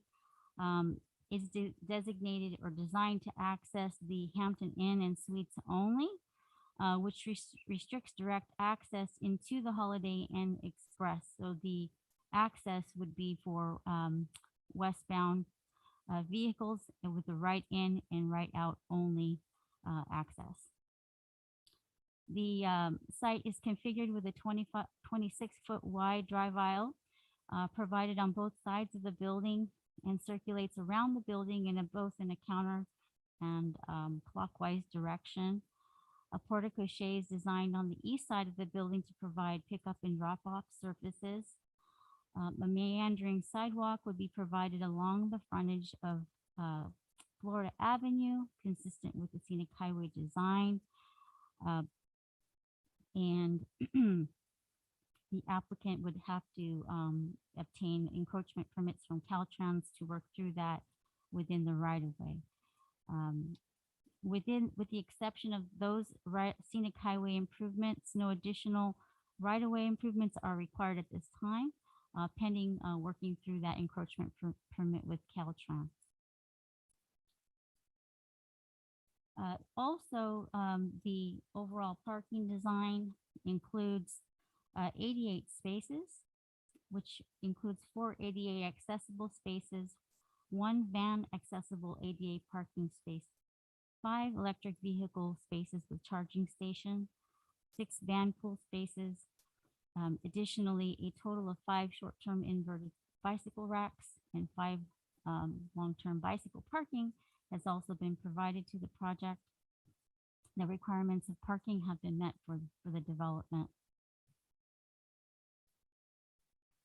This is also landscaping proposed on site and around the building. There will be landscape provided along the north perimeter to provide enhanced buffering and screening from adjacent residences, the adjacent Palms Resort to the north.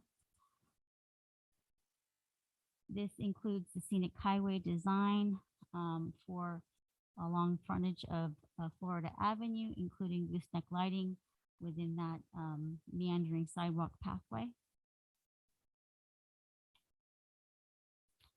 The overall architecture of the building provides a symmetrical scored grid pattern design with varying parapet building heights, stone veneer pop-out tower element providing for a focal point of entry and visual interest along the east and west elevations of the building.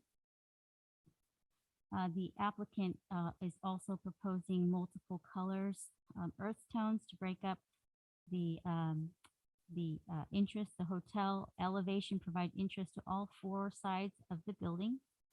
The colors and materials include natural earth tones, alabaster, rockwood, terracotta.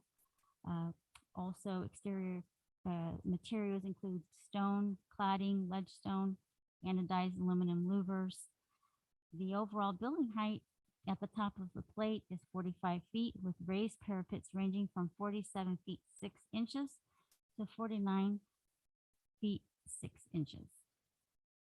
Here is the elevations along the north and the south.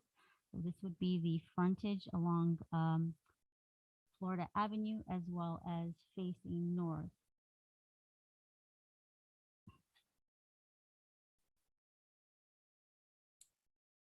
The overall floor plan, this is the first floor plan, which includes the main lobby, meeting room, great room, breakfast room, pantry, maintenance and electrical rooms, including outdoor patio and pool. There's a fitness room with bathroom, ADA accessible with varying sizes.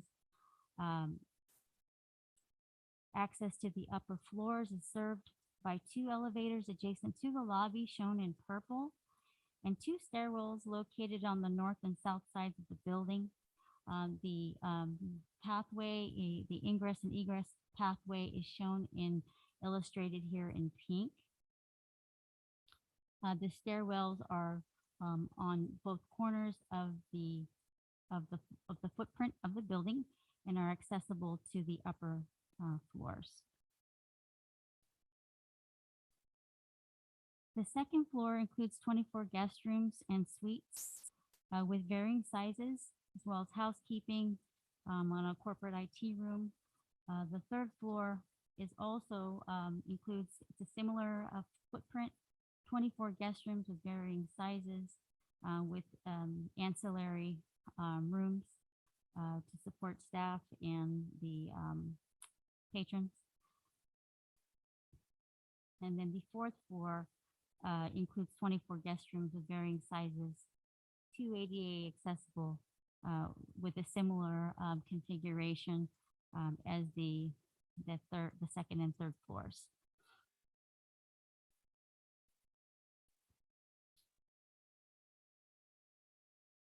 The overall floor plan and suites provided include King X wide, King Suite, double queen room, and double queen suites with ADA accessible versions of each room within each floor.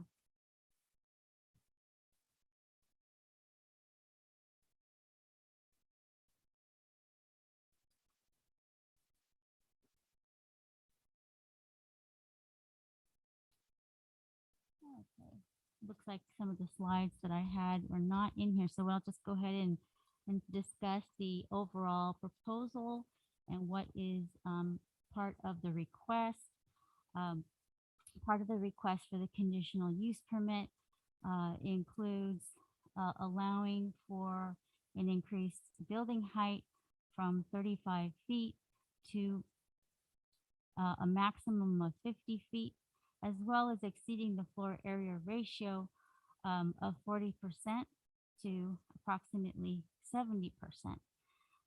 And this was presented in a previous zoning code amendment in early 2021 a zoning ordinance amendment was approved to allow certain exceptions to the building height and floor area ratio for hotel and medical facilities specifically in commercial zones.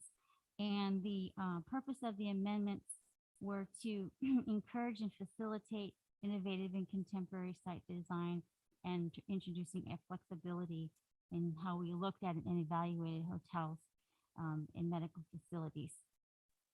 During that time, it was reviewed as well as reviewed by Airport Land Use Commission for the proposed height and maximum. The criteria is that it cannot exceed a maximum of 50 feet in height. The proposed height does not exceed that. It is proposing a total maximum height is 49 feet 6 inches. There are also criteria that be needed to met for the building height, as well as for the floor area ratio. In general, the overall height, the criteria is that it does not include any impacts to sun exposure, air circulation, or privacy of the adjacent land uses. So what we took a look at is that those factors, a shadow study was prepared by Loisos and Ubelhold, who specialize in light design, and they prepared a computer model, solar geometry program for the site to study and illustrate any type of shadow casted by the hotel throughout the year. And the report concluded that throughout the year, there will be no shadow impact from the hotel from mid-morning through sunset. It did show that there was simulations that showed impact on the residential area in small constraint, primarily to early morning hours within the winter months. Overall, the study did conclude that it would not have impacts to shadow and to light. Also, we took a look at the overall privacy. The proposed building is approximately 60 to 100 feet distance from the north property line, which abuts the Golden Palms Resort. In considering to the privacy, it should be noted that there are no hotel windows facing north that would impact any privacy to any Palms Resorts tenants. And the window configuration here is the windows for the hallway, so it would provide natural lighting, but would not impact privacy. We also included additional measures by providing additional landscaping along the north perimeter, including the seven landscape additional trees along the north perimeter to provide additional screening to the tenants or those who are patrons of the Golden Palms Resort. In evaluating the proposed floor area ratio, the current allowance is 40%. The criteria for floor area ratio is that site can be served by the development, that the proposed floor area ratio would not impact the ability to provide services and infrastructure to the property. And in this case, we were able to evaluate that the overall floor area ratio increase is to allow for that additional floor level. The overall footprint of the building is only 19.64% of the actual subject property. All of the city services, fire, police, water, sewer, electricity, and other services can be provided. Infrastructure can be provided to the property. We were able to make this finding to in support of the floor area ratio for the site. I also wanted to mention that the Airport Land Use Commission in just evaluating the overall height, they were supportive of the zoning code amendment to allow building heights within these parameters.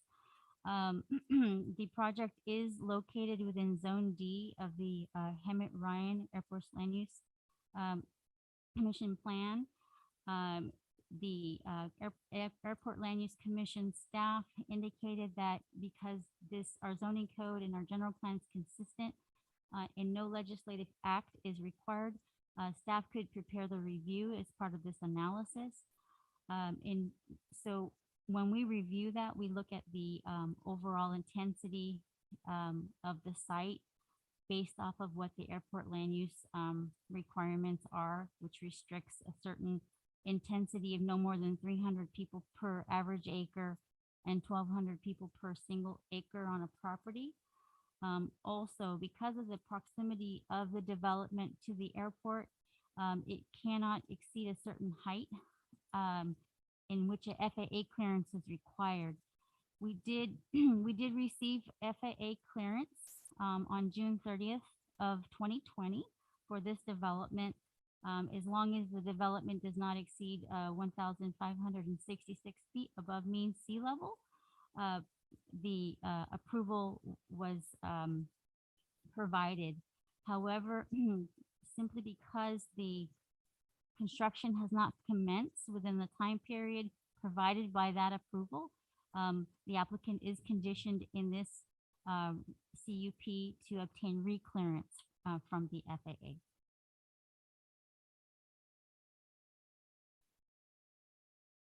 On January 7th, the city, by advertising in the press enterprise and by mailing to property owners and tenants within 500 feet prior to holding of the public hearing at which the project would be considered by the Planning Commission. To date, no correspondence has been received from the public in support or in opposition. The project is exempt from the California Environmental Quality Act, CEQA guidelines, section 15332, infill development projects, class 32. It is respectfully requested that the Planning Commission approve and adopt Planning Commission resolution approving 5 and site development review 19-012, subject to the findings and conditions of approval from the staff report, as well as to direct staff to file a notice of exemption with the county clerk and the state clearinghouse for CEQA purposes. The applicant is here this evening, as well as their team on the line to answer any questions. This concludes my presentation. Thank you. Thank you. So quick question. The FAA, the prior FAA approval was based on this same height of building? Okay. And that was prior to that FAA approval was a parallel process with the city's process, because that was prior to the amendment allowing the higher heights, I'm assuming. The approval that is correct, and it's part of the process for FAA clearance is a parallel process with the airport line. So there's no. The airport line had approved this height, and so if they did, then. And the FAA clearance also evaluated this specific plan and did approve it. But since the application has been in for quite some time, that approval lapsed and a reclearance is needed. Very good, thank you. Any questions? I have a question on the shadow. You said that the height does not shadow over to the RV park? Except in the morning. And to the extent that it's a problem, I guess I should continue to say. That is correct. Does the study show like how many residences are impacted by that shadow? Just that, I mean, this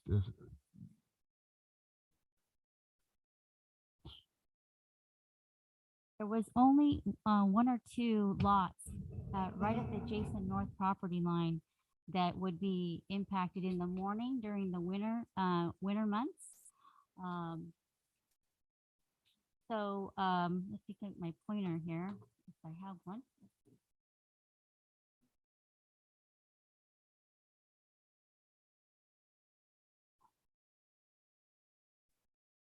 Yes. Yes. So in the study, as presented in the staff report, does provide those illustrations and shows the study, the shadow lines. And where it was indicated that there would be a shadow would be during the winter months in the early morning. Thank you. Okay, we'll go ahead and open up public hearing and have Shetal Patel. Would you like to come up and speak? Do you have anything to add?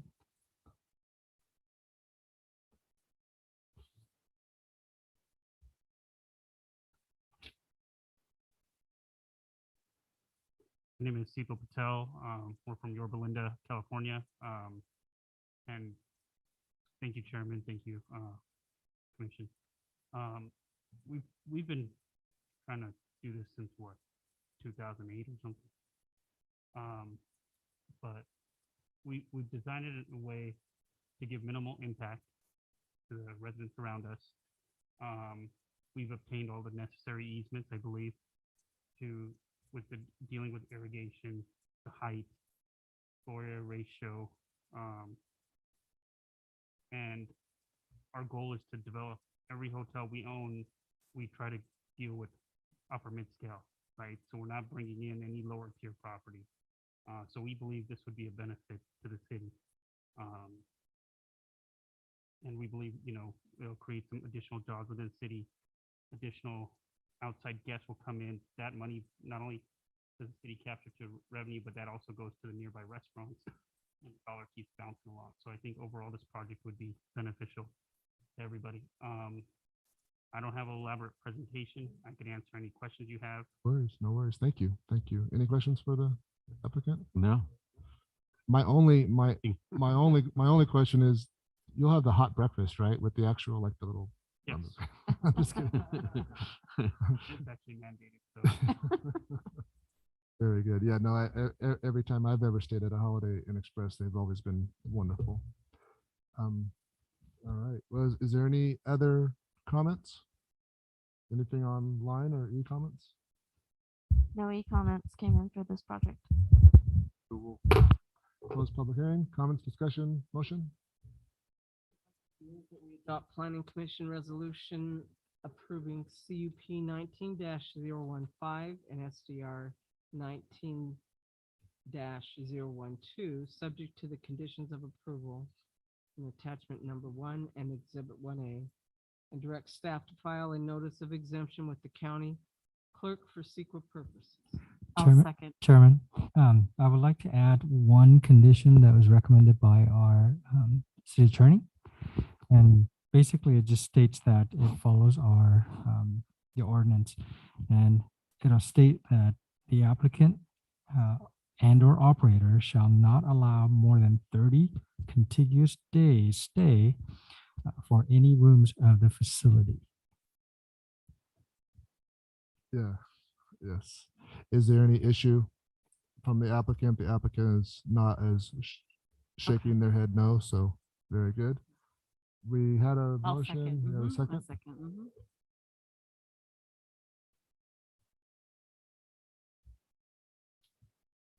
Motion carries 5-0. Thank you, and hopefully it's not as long from the time you've been working on it till it starts. So welcome to him. Yeah, thank you.